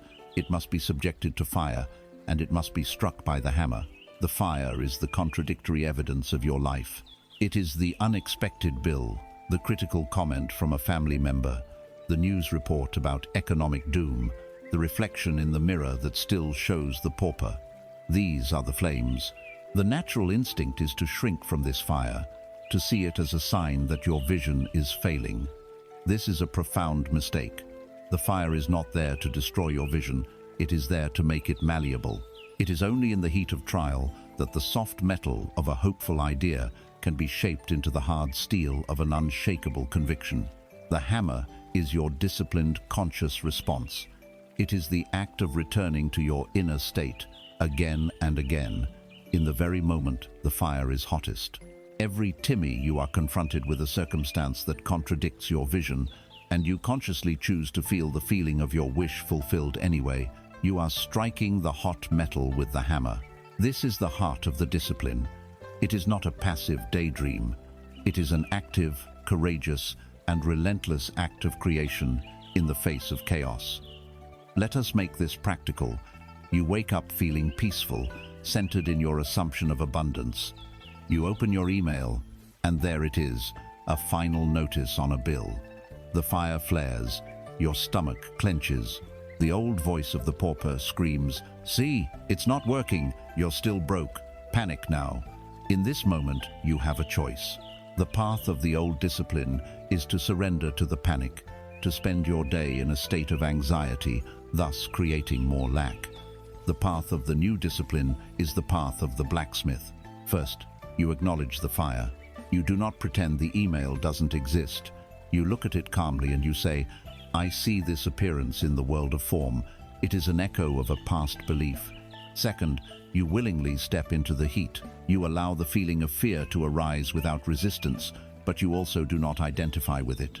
You see it as the fire, heating the metal. Third, and most crucially, you lift the hammer.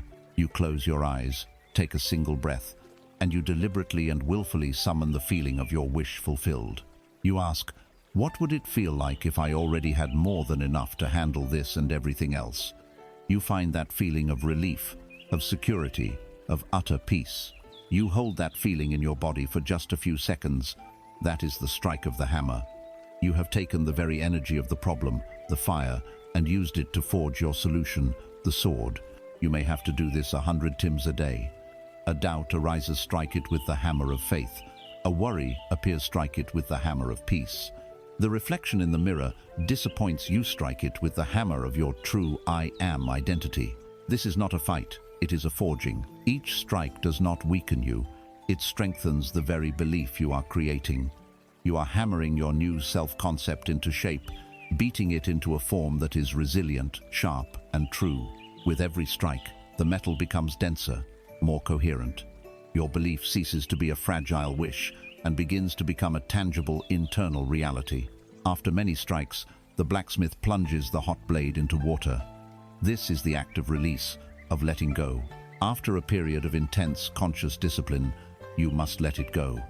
You must trust that the work has been done, that the molecular structure of your belief has been permanently altered. You rest in the Sabbath, confident in the integrity of the blade you have created. This discipline is your freedom. It is the freedom to choose your internal state regardless of external conditions. It is the freedom of the thermostat over the thermometer. The undisciplined mind is a slave to the world. It is tossed about by every circumstance, a cork on a stormy sea. The disciplined mind is the master of its world. It holds its center, its chosen state, and it allows the stormy seas of circumstance to eventually calm themselves and reflect the inner peace it has so diligently cultivated. Do not be afraid of this work. It is the most noble work you will ever do. You are a blacksmith of the soul, and life's challenges are your sacred forge. Pick up your hammer. The fire is ready. It is Timmy to create your masterpiece. You have stood in the sacred fire and have not been burned. You have learned to hold your new vision steady, hammering your belief into a sharp and resilient sword upon the anvil of your daily life. With this newfound discipline, with this unwavering loyalty to your inner king, you are no longer a passive victim of circumstance. You are a focused creator. But a creator needs more than just will and raw material. A creator needs a blueprint. A vague desire for more or better is like telling a master builder to just build a nice house. The builder, in all their power, cannot begin without a clear design. It is Timmy to give your desire a form. It is Timmy to become the architect of your reality through the sacred power of your imagination. We have been taught a great and tragic lie about imagination. As children, our imagination was our entire world. It was a realm of infinite possibility, where we were heroes, explorers, and magicians. But as we grew, we were told to put away these childish things. We were taught that imagination was the opposite of reality. It was fantasy, an escape, a frivolous waste of Timmy. The truth is precisely the reverse. Your imagination is not an escape from reality. It is the very workshop of reality. Every single man-made object you can see or touch right now, the chair you sit in, the device you are listening on, the building that shelters you began as a persistent image in someone's imagination. Imagination is the womb of creation. It is the only place where the future can be born. To neglect your imagination is to abdicate your most profound creative power. Think of yourself as the architect of your life's next chapter. Your desire for a new reality is the commission. Your unwavering I am is the solid plot of land upon which you will build. But the imagination is your drawing board, and the practice of scripting is the art of creating the detailed blueprint. You do not just vaguely hope for a palace, you must draw it. You must define its rooms, its windows, the way the light falls in the morning, the texture of the stone. A vague intention gives the universe a vague result. A clear, detailed, sensory-rich blueprint gives the infinite intelligence of the subconscious a precise set of instructions to follow. This is the power of scripting. It is the conscious, deliberate act of writing down a scene from your desired future, not as something you hope will happen, but as something that is happening now or has already happened. This is more than just journaling or goal setting. The magic lies in the tense. When you write about your desire in the future tense, one day, I will be wealthy, you are affirming its absence. You are telling the universe that it is not here now, and you lock yourself in a state of perpetual waiting. When you script, you write in the present or the past tense. You are not writing a letter of request to the universe. You are writing a memory of the future. You are writing an entry in your diary dated 3 months from now, describing the wonderful events of the day. The physical act of writing focuses the mind, engaging your body in the creative process, and the use of the present or past tense bypasses the skeptical conscious mind and speaks directly to the subconscious, which accepts what it is told without question. It does not distinguish between a vividly imagined experience and a physically real one. By writing your scene as a memory, you are planting that memory into the fertile soil of your subconscious, commanding it to find a way to bring it forth into your physical world. Of course, the moment you begin this practice, the voice of the old self, the pauper mind, will rise up in protest. It will say, "This is ridiculous. You are just writing a fantasy. You are playing make-believe. You are lying to yourself." Acknowledge this voice, and then see the beautiful irony of its protest. For your entire life, you have been pretending. You have been pretending to be limited. You have been pretending to be unworthy. You have been pretending that your past struggles were your permanent identity. That was a role you were playing, a script you were unconsciously following. All you are doing now is making a conscious choice to rehearse a new role. You are choosing to pretend to be the king until the pretense becomes the fact. An actor rehearses a role until they no longer have to think about the lines, until they embody the character completely. Your script is your rehearsal.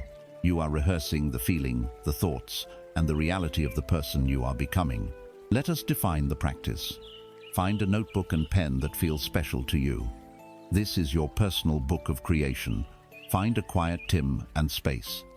Now, do not try to script your entire life story. Choose one specific pivotal scene that would imply that your larger desire has been fulfilled.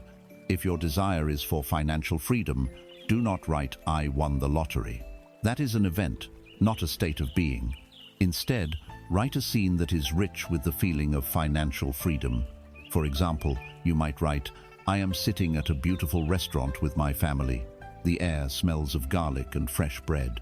I can hear the happy chatter all around us and the soft music playing.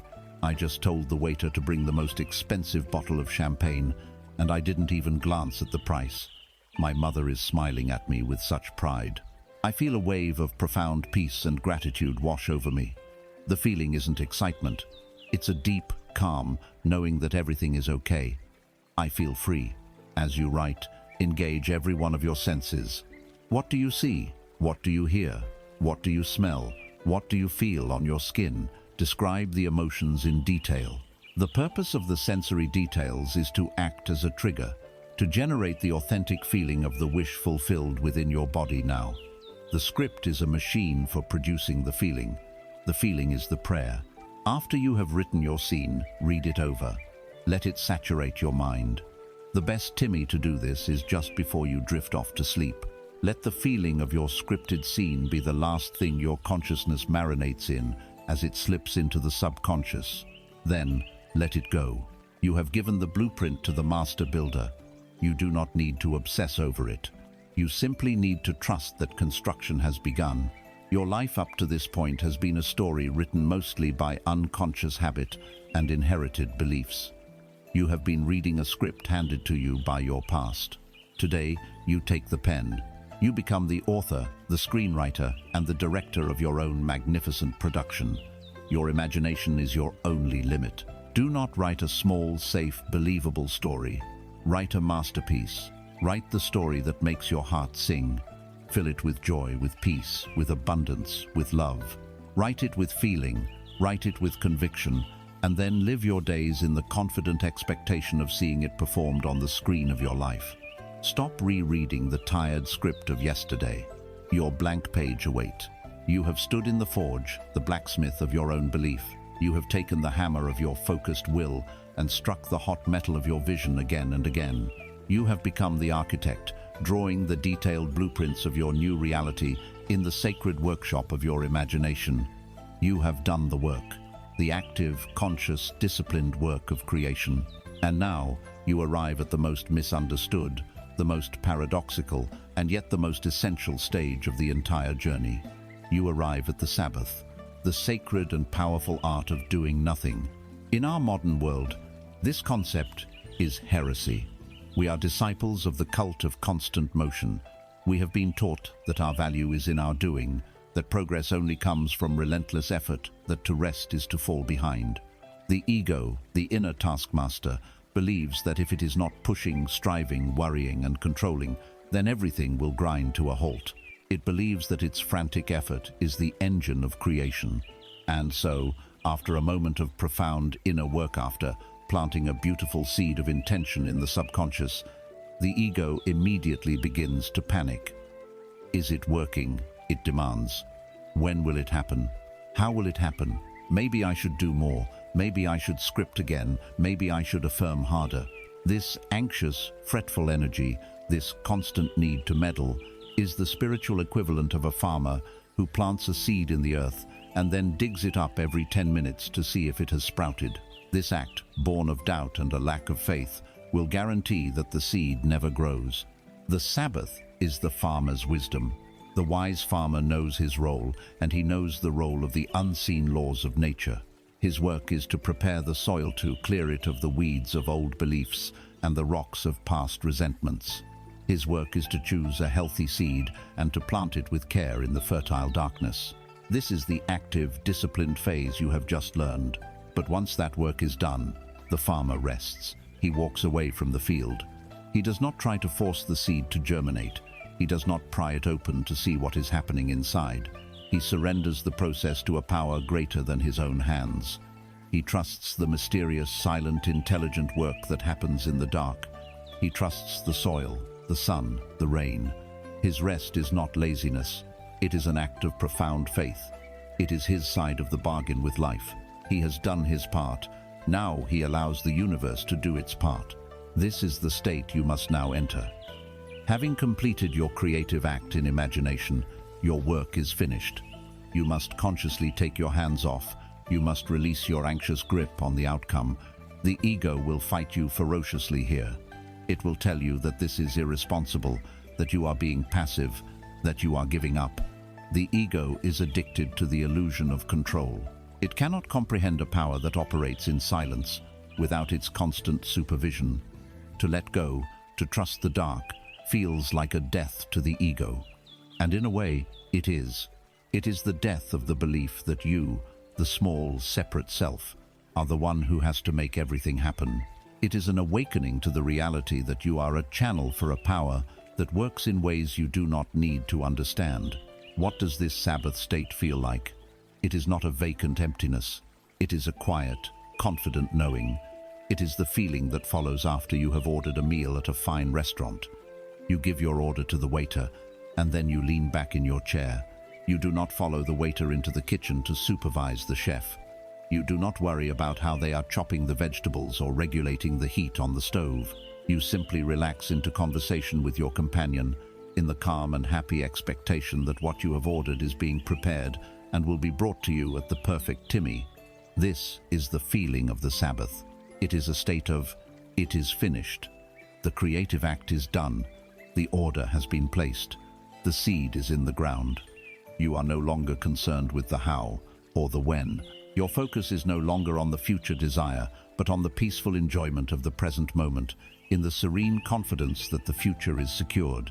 To help you enter this state, it is wise to perform a small ritual of release. After you have done your inner work, your scripting or your imaginal act, consciously declare it complete.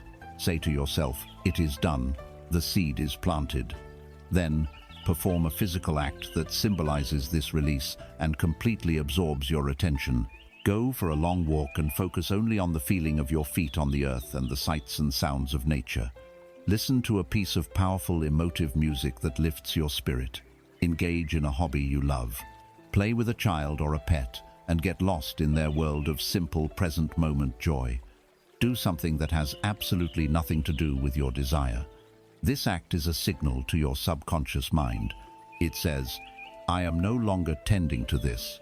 I trust you, the deep, fertile ground of my being, to take it from here. The rhythm of creation is not one of ceaseless action. It is a dance of action and rest, of impression and release, of planting and gestating. To skip the Sabbath is to break this sacred rhythm.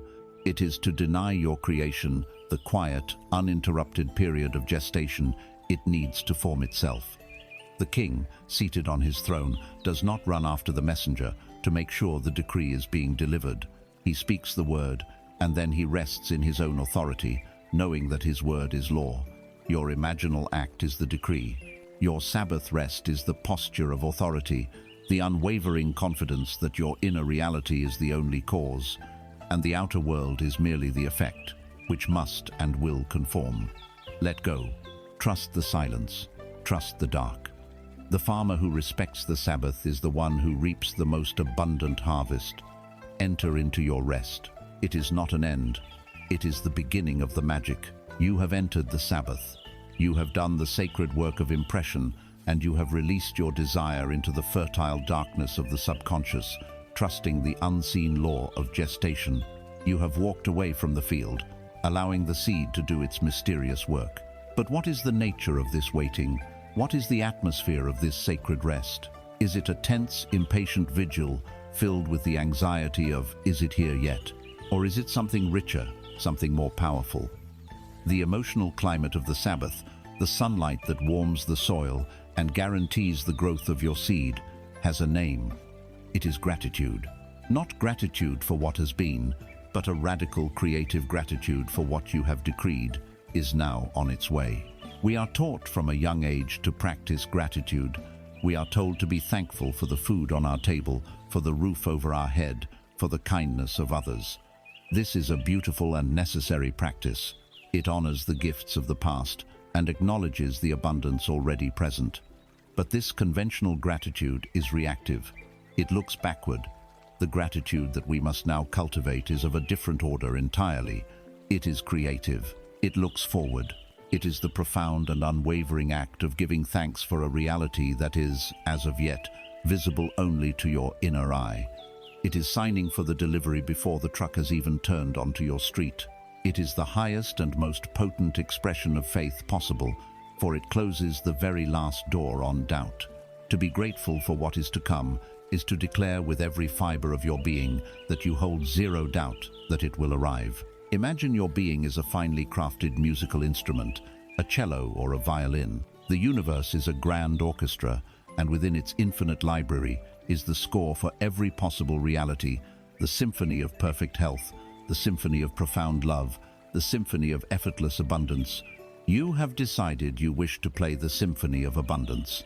But for years, your instrument has been tuned to a different key. It has been tuned to the sorrowful, discordant key of lack, of struggle, of not enough. If you try to play the joyous, sweeping score of abundance on an instrument tuned to lack, the result can only be a painful, jarring noise.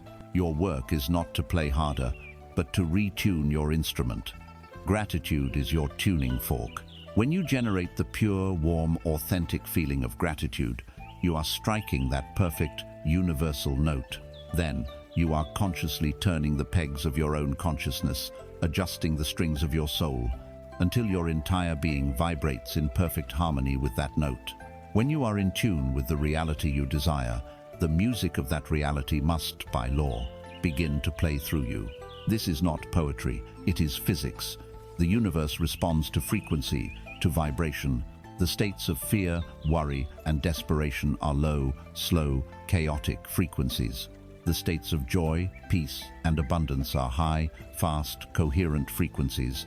They cannot coexist in the same space, just as a radio cannot play two stations at once. When you are feeling anxious about money, you are broadcasting the frequency of lack. The universe, the great echo chamber, can only send you more experiences that match that frequency. When you feel genuine gratitude for the financial freedom that you have created in imagination, you are broadcasting the precise frequency of the finished reality. You are becoming an energetic match to what you desire. The law of resonance then dictates that the people, ideas, opportunities, and resources that vibrate at that same frequency must be drawn into your experience. You are not chasing abundance anymore. You are tuning yourself to its channel and allowing it to flow to you. The logical mind, the voice of the pauper, will rebel against this. It will scream, "This is absurd. How can I be grateful for wealth I do not have? How can I thank someone for a gift I have not yet received? I am lying to myself." This resistance is predictable. It comes from the mistaken belief that you are trying to be grateful for the empty space in your bank account. You are not. You are doing something far more subtle and powerful. Your gratitude is not for the current state of your 3D world. Your gratitude is for the perfection of the creative law. You are giving thanks for the fact that the seed has been planted successfully. You are thanking your own imagination for its power to create a flawless blueprint. You are thanking the fertile soil of the subconscious for its infinite power to bring that blueprint to life. You are grateful that the inner work is done and that its manifestation in the outer world is an absolute certainty. Your gratitude is for the promise, which you have accepted as a finished fact. This practice should be simple and heartfelt. At the beginning or the end of your day, in your state of quiet repose, speak your words of thanks. Do not beg or plead. Speak them as a statement of fact. Thank you for the profound sense of peace and security that now fills my financial life. Thank you for the beautiful, supportive, and loving relationships that surround me. Thank you for the feeling of vibrant, radiant health that courses through every cell of my body. The words are the container. The feeling is the living water within it. As you say the words, let the feeling of gratitude well up within you. Feel it as a warmth in your chest, a smile that forms on your lips for no apparent reason. Let it be a gentle, peaceful, and knowing state. It is the feeling of coming home. Gratitude is the golden seal you place upon your creative act. It is the final amen to your prayer, an affirmation that you know it has been heard and answered. It transforms the waiting period of the Sabbath from a tim of nervous anticipation into a tim of joyful expectation. It is the posture of royalty. The king does not anxiously check to see if his lands are prosperous. He feels a deep and abiding gratitude for the loyalty of his subjects and the richness of his kingdom, and that very feeling is what ensures its continued prosperity. You are the sovereign of your reality. Let gratitude be the atmosphere of your court. Let it be the air you breathe. In doing so, you make it impossible for anything other than more blessings, more abundance, and more joy to find its way to you. You have entered the sacred rest of the Sabbath, your heart tuned to the frequency of gratitude. You have released your creation to the great, silent wisdom of the universe, and you are resting in the faith that it is done. And now, something begins to happen. The world starts to move. but it may not move in the way you expect. The journey from your present reality to your fulfilled desire is rarely a single miraculous leap.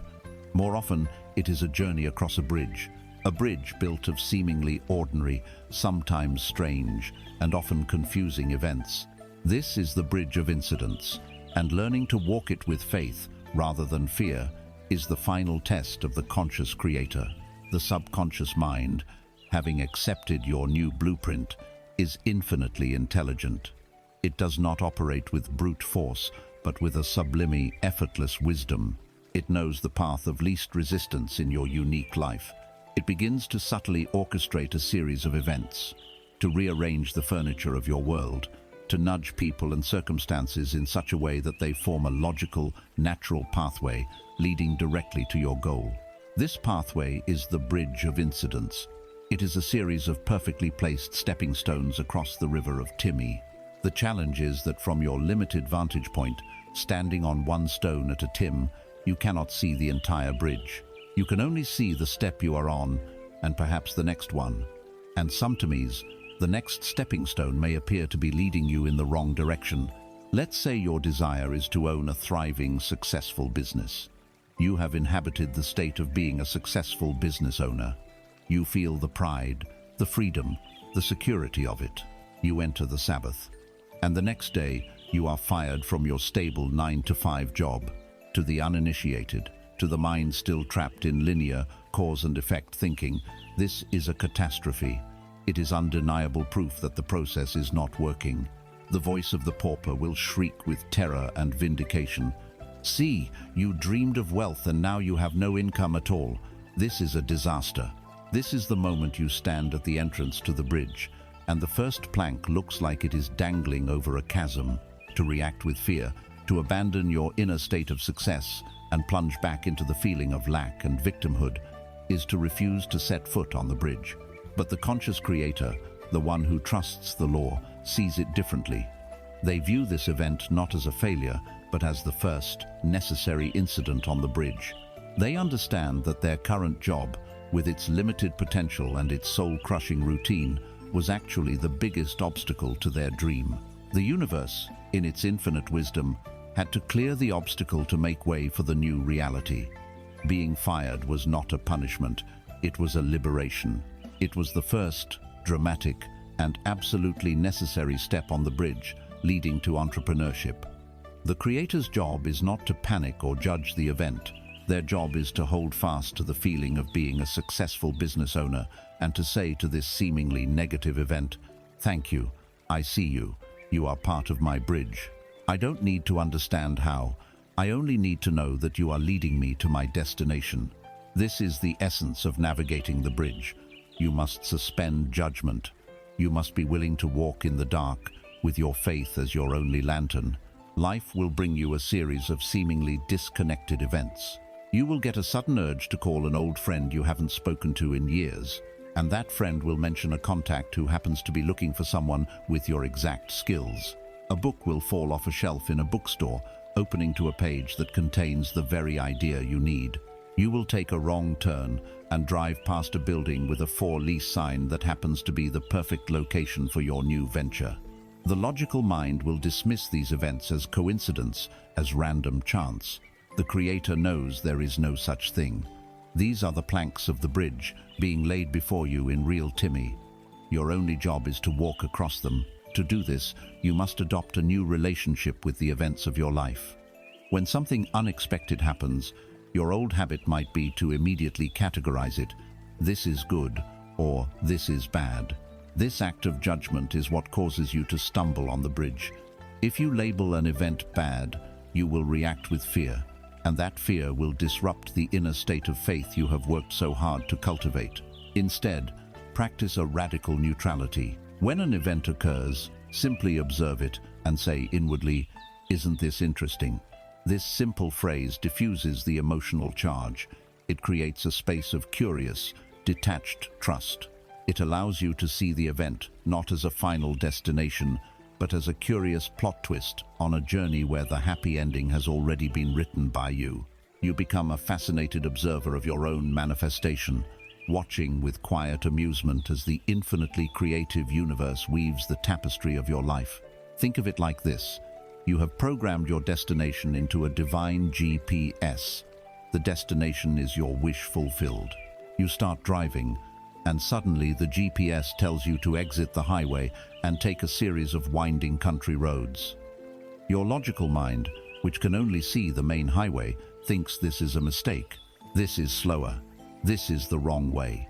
But you do not see that there has been a massive accident 5 miles ahead on the highway. The GPS, with its higher perspective, is routing you around the blockage along the quickest available path. The winding country roads are your bridge of incidents. To argue with the route, to insist on staying on the highway of your own limited logic, is to choose to sit in a traffic jam of your own making. Your only job is to trust the system and make the turns as they are presented to you, knowing with absolute certainty that the destination is guaranteed. The bridge is always built for you. It is custom-made for your journey. Do not compare your bridge to anyone else's. Your path is unique. Your work is to remain in the state of the end. If you are living in the feeling of being at your destination, then every step you take, every bridge you cross, will feel like a natural part of that reality. You will navigate the twists and turns not with fear, but with the calm assurance of someone who knows they are already home. Trust the process. Trust the bridge. The wisdom that guides you is flawless, and the destination is assured. Keep walking. You are walking the bridge of incidents. With a newfound trust, you are navigating the curious twists and turns, the seemingly random events that are leading you to your desired shore. You are learning to see the universe's guiding hand in all things. But then, something shifts. The gentle nudges and strange coincidences give way to something far more intense. It feels as though the old world, the reality you are preparing to leave behind, has suddenly risen up in a final, furious rebellion. This is not just another stepping stone. This is a storm that gathers all the clouds of your past doubts and fears and unleashes them upon you at once. This is the great test, and you must understand that it is not a sign that you are failing, but the ultimate proof that you are about to succeed. This phenomenon is a known spiritual and psychological passage. As your inner state becomes more consistently aligned with your new reality of abundance and peace, your vibrational frequency rises. The old energy of lack, struggle, and victimhood, which has been your familiar home for so long, can no longer sustain itself in this new, higher frequency. It is being starved of your attention. It is dying. But before a deeply ingrained energy pattern dissolves completely, it often goes through a final, convulsive burst. It musters all its remaining power for one last, dramatic attempt to pull you back into its grasp. This is the old world's last stand. It can manifest as a sudden cascade of problems. A flood of unexpected bills arrives at once. The car and the washing machine break down in the same week. A key client pulls out. An old relationship conflict erupts with volcanic force. It feels as though the universe, which just yesterday seemed to be helping you, is now conspiring to crush you. This is the moment when the ship you have so carefully built and guided approaches the mouth of the harbor. You can almost smell the shore of your new reality. But right at the entrance, a violent storm erupts, seemingly from nowhere. The sky darkens, the winds of doubt howl in your ears, and the waves of circumstance rise to terrifying heights, threatening to swamp your vessel. The captain, who is still identified with the pauper mind, will panic. He will see the storm as a sign that he was a fool to ever leave the safe port of his familiar misery. He will listen to the screaming of his fearful chorus of his old, limiting beliefs. He will try to fight every individual wave, exhausting his energy, and in his terror, he will turn the ship around and flee back to the open sea of struggle, believing he has narrowly escaped disaster. He will spend the rest of his days telling stories of the terrible storm that proved his dreams were impossible. But you are not that captain. You are the sovereign of your own consciousness. You are the captain who knows the nature of the sea and the integrity of his ship. When the storm hits, your response is different. You do not fight the waves. You know that to fight the circumstance is to give it your power. You do not curse the wind. You know it is just the hot air of your own dying fears. Instead, you perform the three sacred actions of the Master Navigator. First, you lash yourself to the wheel. The wheel is your unwavering I am state. You hold onto it with a quiet, calm determination. You do not let the tossing of the ship break your grip on your true identity. You are not the storm. You are the master of the ship that sails through it. Second, you keep your eyes on the compass, not on the waves. The waves are the terrifying, overwhelming, and temporary facts of the external world. To fixate on them is to become hypnotized by the problem. The compass is your inner vision, the feeling of the wish fulfilled. While the storm rages around you, you close your physical eyes, and you use your inner eye to see the reality of the calm harbor. You feel the stillness of the water, the warmth of the sun on your face, the solidity of the land beneath your feet. You hold this feeling, this inner truth, as more real than the chaotic drama playing out on the world's stage. You navigate by your destination, not by the obstacle. Third, you hold your course. You do not waver. You do not turn back. You point the bow of your ship directly into the storm, knowing that the only way out is through. This is an act of supreme faith. It is the refusal to engage with the drama. The temptation will be immense. You will want to pick up the phone and shout. You will want to complain to your friends and gather evidence for your victimhood. You will want to obsess over the problem, turning it over and over in your mind, which is the same as steering your ship in panicked circles. You must resist this. This drama is the siren song of the old reality, begging you for the attention that is its very lifeblood. Do not give it. Your only work in the midst of the storm is to retreat to the captain's cabin, sacred silence within you. When the world is at its loudest, your meditation practice becomes your lifeline. Even 5 minutes of sitting in silence, detaching from the story, and remembering that you are the silent awareness behind it all is enough to regain your center. From this quiet place, you consult your compass. You remember, I am peace. I am abundance. This storm is a passing shadow on the face of my eternal being. You hold that feeling. You do not need to solve the entire storm at once. You only need to be the calm in this single present moment. Then the next, then the next. Understand this truth deeply. The storm is not a sign that you are lost. It is a sign that you are found. It is the final fiery archway you must pass through before your initiation is complete. It is the darkness that proves the dawn is imminent. Every great story, every myth of the hero's journey contains this final test. It is the last dragon to be slain before the treasure can be won. But you do not slay this dragon by fighting it. You slay it by refusing to believe it is real. You let it roar, you let it breathe its fire, and you hold your center, knowing that it is a phantom, a ghost of a past you have already decided to leave behind. Stand firm, hold the wheel, trust your compass. The harbor is closer than you can possibly imagine. The storm will break, and in its wake will be a stillness, a clarity, and a peace you have never known. It will be the calm sea of your new world, waiting to welcome you home. The storm has passed. The violent winds of the old world's final test have subsided, and the furious waves have calmed into a glassy, peaceful sea. Your ship, tested but unbroken, glides silently into the harbor you have held so long in your inner vision. Take a breath here. Feel the stillness. Feel the profound relief of arrival. For a moment, you have done it. You have navigated the chaos and reached the shore of your new reality. But as the king steps onto this new land, he makes a stunning discovery. He realizes that his quest was never just about securing the treasury. He lifts his eyes from the chest of gold he was seeking and sees before him a vast and beautiful kingdom waiting to be explored. He sees that the wealth he was chasing was only one small part of a much grander inheritance. For most of our lives, we have been conditioned to measure our wealth by a single, brutally narrow metric, the number in our bank account. Our culture has trained us to fixate on this one measurement as the ultimate arbiter of success, security, and happiness. It is like judging the health of a human being based solely on their height, while ignoring their strength, their vitality, their kindness, their intelligence. It is an incomplete and dangerously misleading assessment. This singular focus creates the tragic figure of the rich pauper.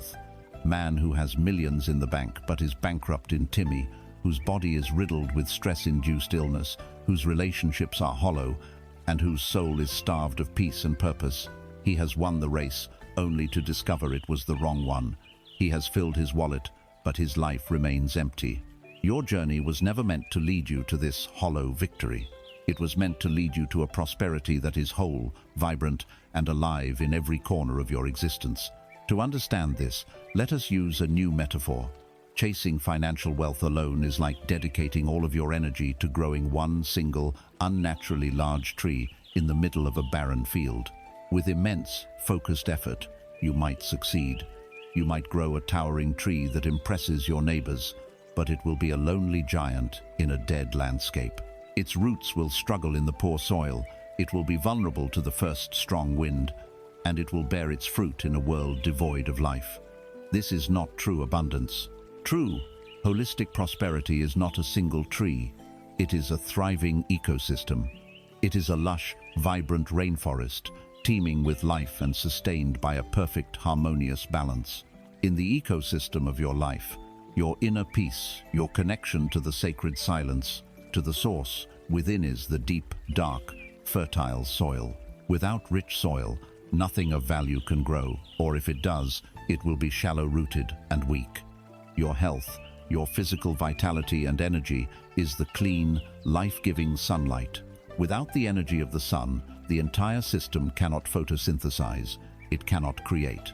Your relationships, the flow of love, connection, and authentic community are the clear, flowing rivers and streams. They carry nourishment to every part of the ecosystem and wash away debris. Your Timmy is the pure air, the atmosphere itself. It is the space to breathe, to grow, to be, without the suffocating pressure of constant demand. Your purpose, your unique creative passions, are the rich biodiversity of the forest, the thousands of species of plants, birds, and animals that make the ecosystem resilient, beautiful, and unique. And money. What is money in this magnificent rainforest? Money is the fruit that appears naturally, effortlessly, and in great abundance on the healthy trees. It is a natural byproduct of the system's overall health. A wise gardener does not spend his days trying to force fruit to appear on a sick tree in poor soil. A wise gardener dedicates his life to nurturing the ecosystem. He enriches the soil. He ensures the water flows freely. He clears the canopy so the sunlight can pour in.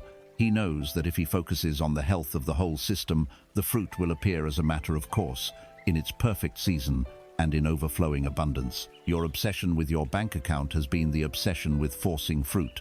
It is Timmy to become the gardener of your entire life. You must consciously expand your vision of wealth.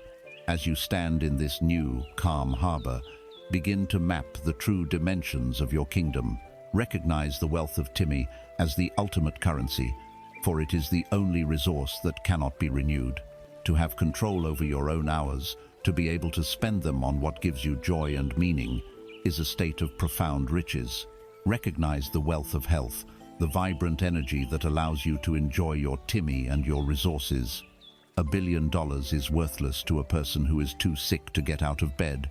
Your vitality is an incalculable treasure. Recognize the wealth of love, for a life without deep connection is the most desolate poverty of all. The richness of a shared laugh, a supportive hand, a heart that understands yours, this is a treasure beyond any gold. And finally, recognize the wealth of peace. That inner stillness you have cultivated, that is the bedrock of your kingdom. It is the soil from which all other forms of wealth grow. Financial wealth is the wonderful, powerful, and necessary tool that serves and enhances all of these other states. It buys you Timmy, it supports your health, it allows you to create beautiful experiences for those you love, and it removes the anxieties that disturb your peace. It is the fruit, not the root. To anchor this new, expanded vision in your reality, you must perform a wealth inventory. Take a notebook and create headings for these true forms of wealth: peace, health, love, Timmy. Now, under each heading, begin to list all the ways you are already fantastically wealthy.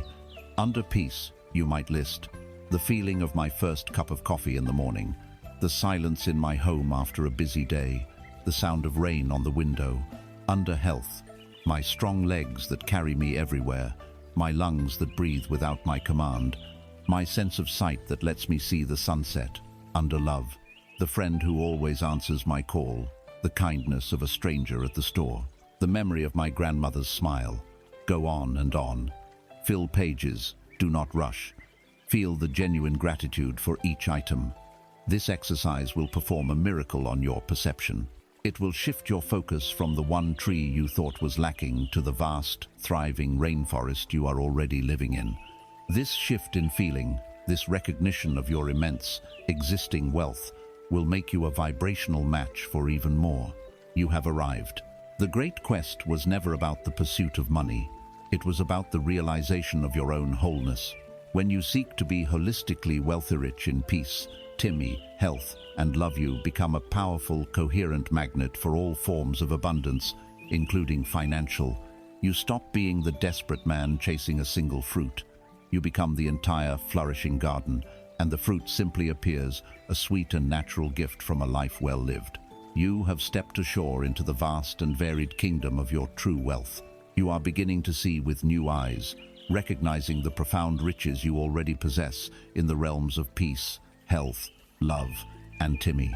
You are becoming the gardener of your entire ecosystem, not just the chaser of a single fruit. From this elevated plateau of awareness, from this newfound sense of wholeness, your relationship with desire itself must now undergo a final, subtle, and liberating transformation.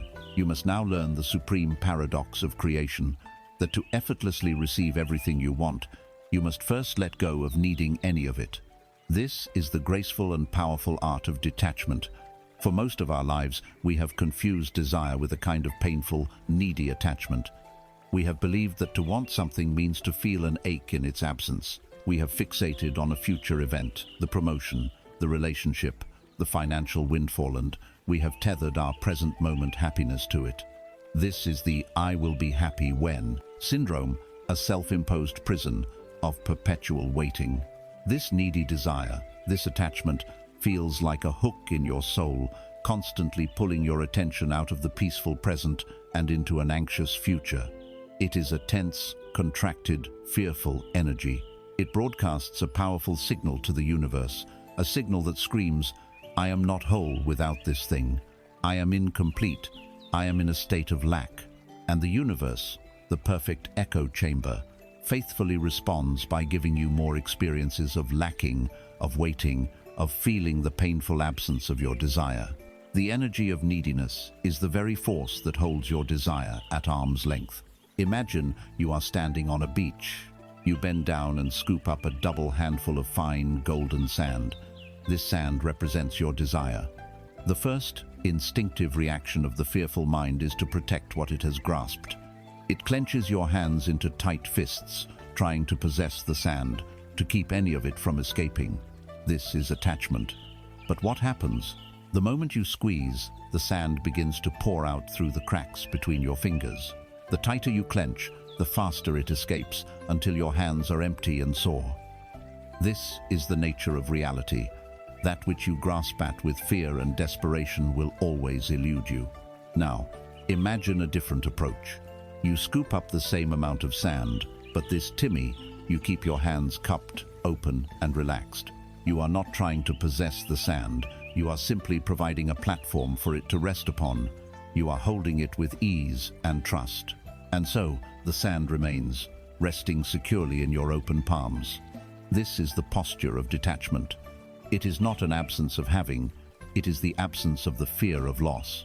It is the open hand that allows the universe to place its gifts within it.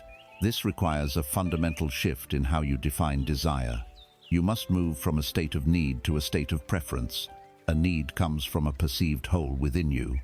I need this relationship to feel loved. This is the cry of the pauper, who believes his own heart is empty. A preference comes from a place of fullness. I am already whole and filled with a love for life. It would be a joyful preference to share this love in a beautiful partnership. Can you feel the profound difference in energy? A need is a desperate attempt to fill a void. A preference is a playful desire to express a fullness that already exists. A need says, I cannot be happy without this. A preference says, I am already happy. And wouldn't it be fun to add this experience to my life? When you desire from this state of wholeness, the desperate, grasping energy dissolves. You are no longer chasing the butterfly with a net.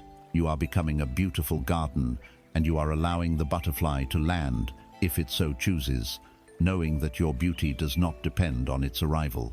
To cultivate this light, playful, and incredibly magnetic state, you can use a simple and profound linguistic tool. Instead of struggling with affirmations that can sometimes feel like lies, you can adopt the gentle posture of, wouldn't it be nice if? This phrase is a key that unlocks the door of resistance. When you say, I am a millionaire, your logical mind might fight back with evidence to the contrary. When you say, I want to be a millionaire, you affirm lack. But when you muse, in a light and playful way, wouldn't it be nice if a wonderful, unexpected stream of income just opened up in my life? There is no resistance. There is no lie. There is no desperate wanting. It is a daydream with a gentle, positive intention. It is a soft, open-ended invitation to the universe. Wouldn't it be nice if I woke up tomorrow feeling full of energy and inspiration? Wouldn't it be nice if the perfect creative idea just popped into my head? This mode of thinking is aligned with the energy of the source, playful, curious, and unattached to any specific outcome. It places you in a state of joyful allowance, which is the most receptive state you can inhabit. This detachment also extends to the how and the when. The attached, needy mind obsesses over the details. How will it happen? When will it come? Is this the right way? This is the ego trying to be the general manager of the universe, a job for which it is spectacularly unqualified. The detached creator understands that their only job is to define the what, the desire as a feeling, and the why, the joy of the experience. The how, when, where, and who are the domain of the infinite intelligence that orchestrates the bridge of incidents. To be detached is to have such profound faith in the chef that you do not need to supervise him in the kitchen. You trust that he will use the perfect ingredients and the perfect timing to prepare your meal. This is the final paradox of power. The more you need something, the more you push it away. The less you need it, and the more you are able to desire it from a place of wholeness and play, the faster it rushes toward you. Detachment is not coldness or indifference. It is the ultimate trust. It is the warm, serene confidence of the king who knows his kingdom is already infinitely rich, and who views any new treasure not as a desperate necessity, but as a delightful novelty. It is the open, relaxed hand that does not fear loss, and is therefore always full. Desire with joy, desire with playfulness, desire from a state of knowing you are already complete, and then let go, and watch with wonder as the universe rushes to bring you the experiences that match the beautiful freedom you have finally found within. You are now standing in the grace of your own wholeness. You have discovered the thriving ecosystem within and have learned to desire from a place of playful preference, not painful need. You hold your desires lightly, like a handful of golden sand in an open palm, trusting the universe to deliver its gifts in its own perfect timing. From this serene and powerful state, your personal journey of transformation now blossoms into its ultimate expression. It expands beyond the borders of your own life and begins to touch the world. You must now understand that your state of being is not a private affair. The energy you cultivate within is your greatest legacy, your most potent gift to the world. This is the true nature of karma. For centuries, we have been taught a version of karma that is rooted in fear. We have envisioned a cosmic accountant with a great ledger book, meticulously tracking our good and bad deeds, preparing to dispense rewards or punishments in this life or the next. This is a primitive understanding, designed to govern a humanity that believes itself to be separate from its source. It is timmy to release this fearful notion. The universe is not a judge, and it is not a punisher. It is a mirror. It is a field of consciousness that does not have an opinion about you. It has only a perfect, impersonal response to you. Karma is not a system of cosmic justice. Karma is the law of energetic cause and effect. It is the inescapable truth that the energy you broadcast is the reality you will inhabit. Imagine, the collective consciousness of humanity is a vast, still pond. Your individual consciousness, your state of being in any given moment, is a single stone. Every thought you think, every emotion you feel, every silent judgment or blessing you cast upon another each of these is the act of dropping your stone into the water. And what happens when a stone meets water? It creates ripples. These ripples spread out from you in ever-widening concentric circles, touching the shores of realities you cannot even see. A stone of anger dropped into the pond sends out jarring, chaotic waves that disturb the peace of the whole.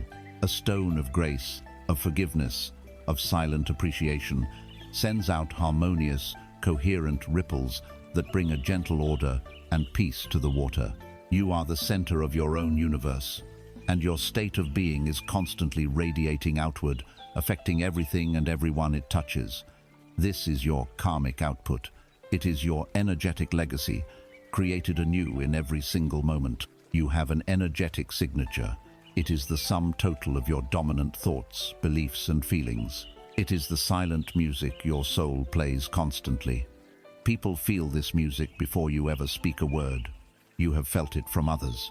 You have walked into a room and felt an immediate sense of peace from one person and a sense of frantic anxiety from another, even though both were sitting silently. This vibe is their karmic signature radiating into the space. Your work on yourself, forgiving your past, calming your mind, cultivating feelings of gratitude and abundance, has been the work of changing your song. You have been moving from a discordant, painful tune to a beautiful, harmonious melody. And the world, which has no choice but to dance to the music you are playing, must begin to change its steps. Think of your karmic signature as your personal atmosphere, the weather system that you carry with you everywhere you go. If your dominant energy is one of judgment, criticism, and lack, you create a cold, harsh, and stormy climate around you. You will then wonder why you only seem to attract critical people and harsh circumstances. It is because they are the only things that can survive in the weather you are creating. If, however, your dominant energy is one of acceptance, peace, and abundance, you create a warm, sunny, and nourishing climate. People will be drawn to your warmth. Opportunities, like new growth, will sprout all around you. Karma is not something that comes back to you from a great distance. Karma is the very atmosphere you are breathing right now, an atmosphere you yourself have generated. To change your life, you must change your climate. And you change your climate by changing your inner state. This understanding transforms your journey from a selfish pursuit into a sacred service. Your greatest contribution to the healing of the world is not what you do, but who you become. A single person holding a state of deep, unwavering peace in a chaotic room does more to calm the situation than 100 people shouting for order. A person who has mastered their own inner world of abundance and who walks through the world without neediness and fear silently gives everyone they meet permission to do the same. They become a living demonstration of possibility. They are the ripple of peace in the pond of fear. They are the lighthouse. A lighthouse does not run around the coastline trying to rescue individual ships. That would be frantic and inefficient. The lighthouse has only one job: to stay anchored to its rock and to shine its light steadily and unwavering. By simply being the light, it guides countless ships safely to harbor. Your work is to be that lighthouse. Your primary responsibility to the world is the mastery and stewardship of your own energy. This brings a new sense of purpose to every moment. As you go about your day, you can begin a simple, transformative practice. In every interaction, whether with a loved one, a colleague, or a cashier at a store, ask yourself a quiet, internal question. What energy am I leaving behind in this space? Am I contributing peace, or am I contributing stress? This simple question shifts your focus from the ego's constant inquiry of "what can I get from this?" to the soul's noble purpose of "what can I give?" And what you give, most powerfully, is not your words or your actions, but your state. Your karma is not a debt to be paid. It is a legacy to be built. In every moment, you are either reinforcing the world's pain or contributing to its healing. By choosing to cultivate your own inner peace and abundance, you are not being selfish. You are undertaking the most selfless act possible. You are tending to your own garden so that it may become a sanctuary for others. You are becoming the lighthouse in the storm. You are the harmonious note in the symphony. Your legacy will not be the things you accumulate, but the peace you radiate. It will be the silent blessing your presence bestows upon the world. This is the great fulfillment of your journey, to become so full of light that you cannot help but illuminate the world around you. And so you arrive, not at a destination, but at your origin. The journey, with all its fires and its disciplines, its moments of doubt and its bursts of faith, has led you back to the one place you never truly left, the center of your own being. The techniques, the practices, the mental tools, they were the raft that carried you across the turbulent ocean of your own unobserved mind. They were the scaffolding erected around the great temple as it was being restored. But now, the temple is complete. The raft has reached the shore. It is time to step out and walk on the firm ground of your new existence. The final stage of this journey is to let go of the journey itself. It is to move beyond all techniques and simply be. For months, perhaps years, you have been engaged in the conscious work of becoming. You have stood as the sentinel at the gate of your mind, the blacksmith at the forge of your belief, the architect at the drawing board of your imagination. You have been the dedicated student, learning the laws of your own consciousness. This work was essential. It was the process of carving new pathways in your mind, of overwriting the deep, worn grooves of lack and limitation with the new, luminous channels of abundance and peace. But a path that is walked often enough becomes a road. A road that is traveled consistently becomes a highway, and a highway eventually becomes the natural, effortless way to travel. The conscious, disciplined effort of doing has now solidified into the effortless, natural state of being.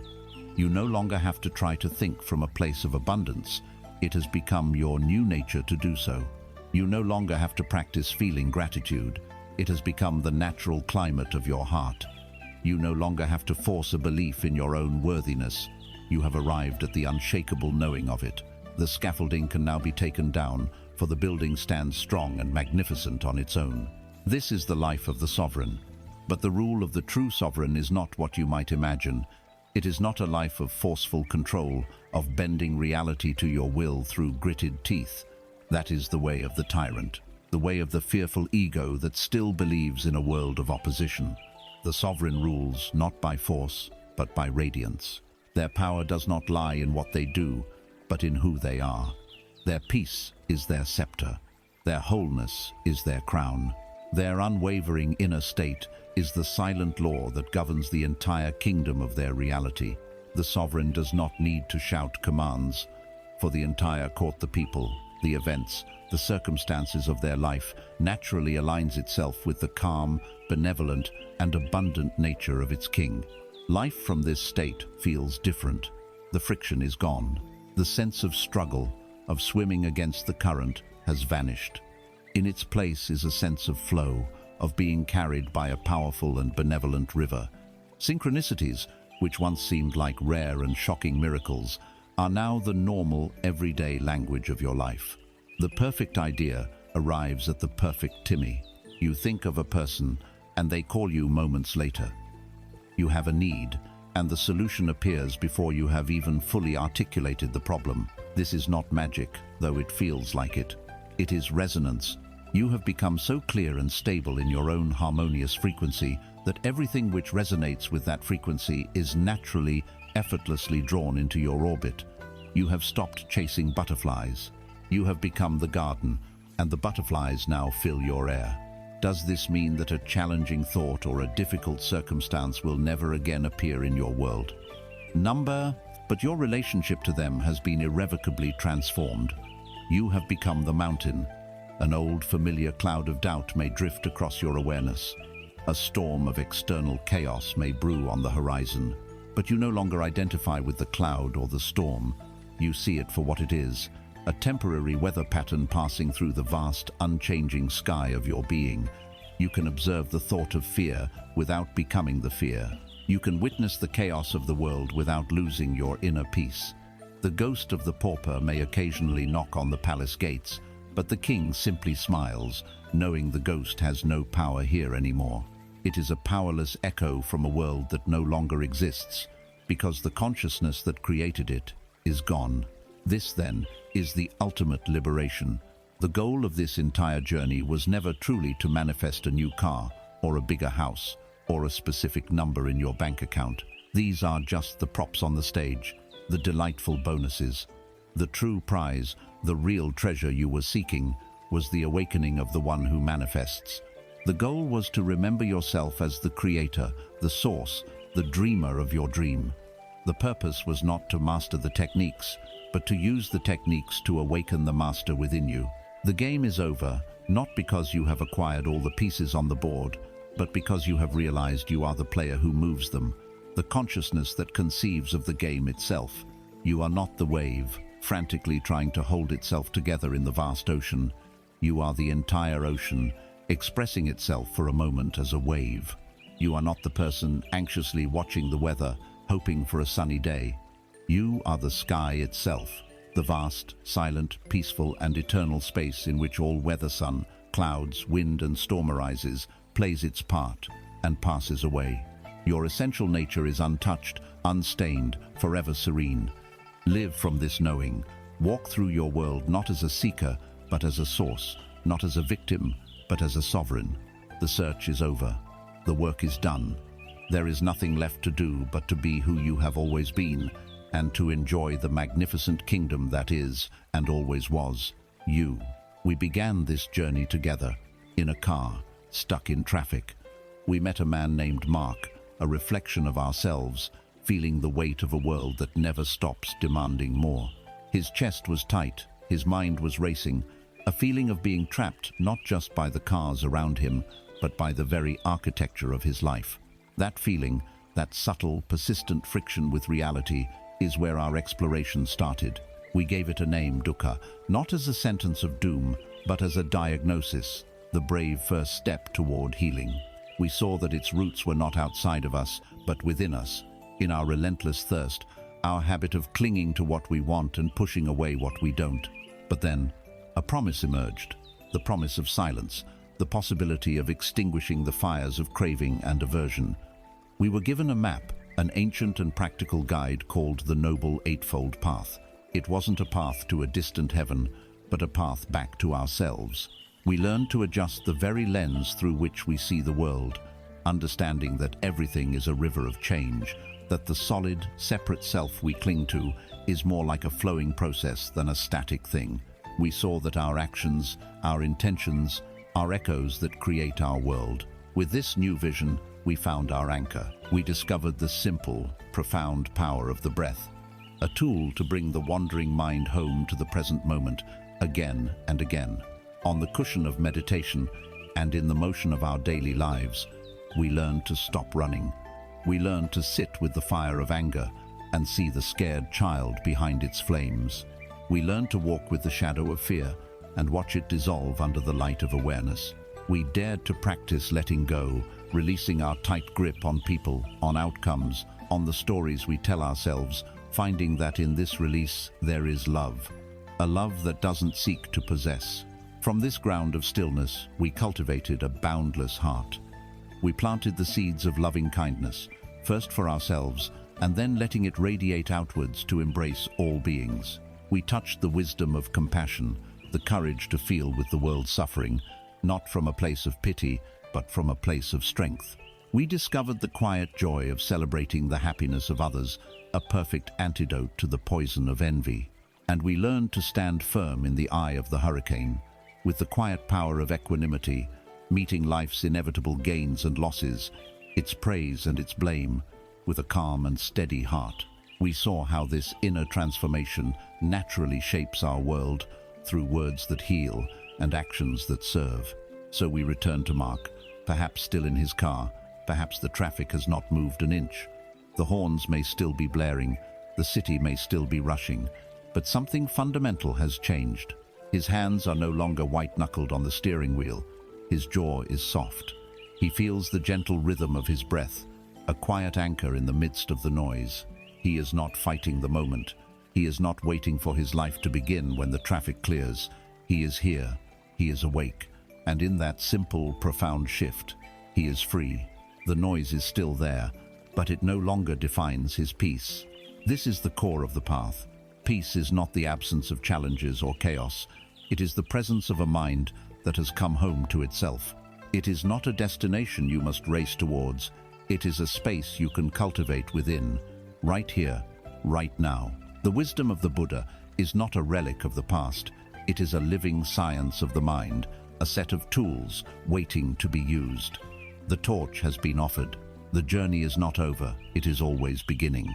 It is your journey now. And it starts, as it always does, with your very next breath.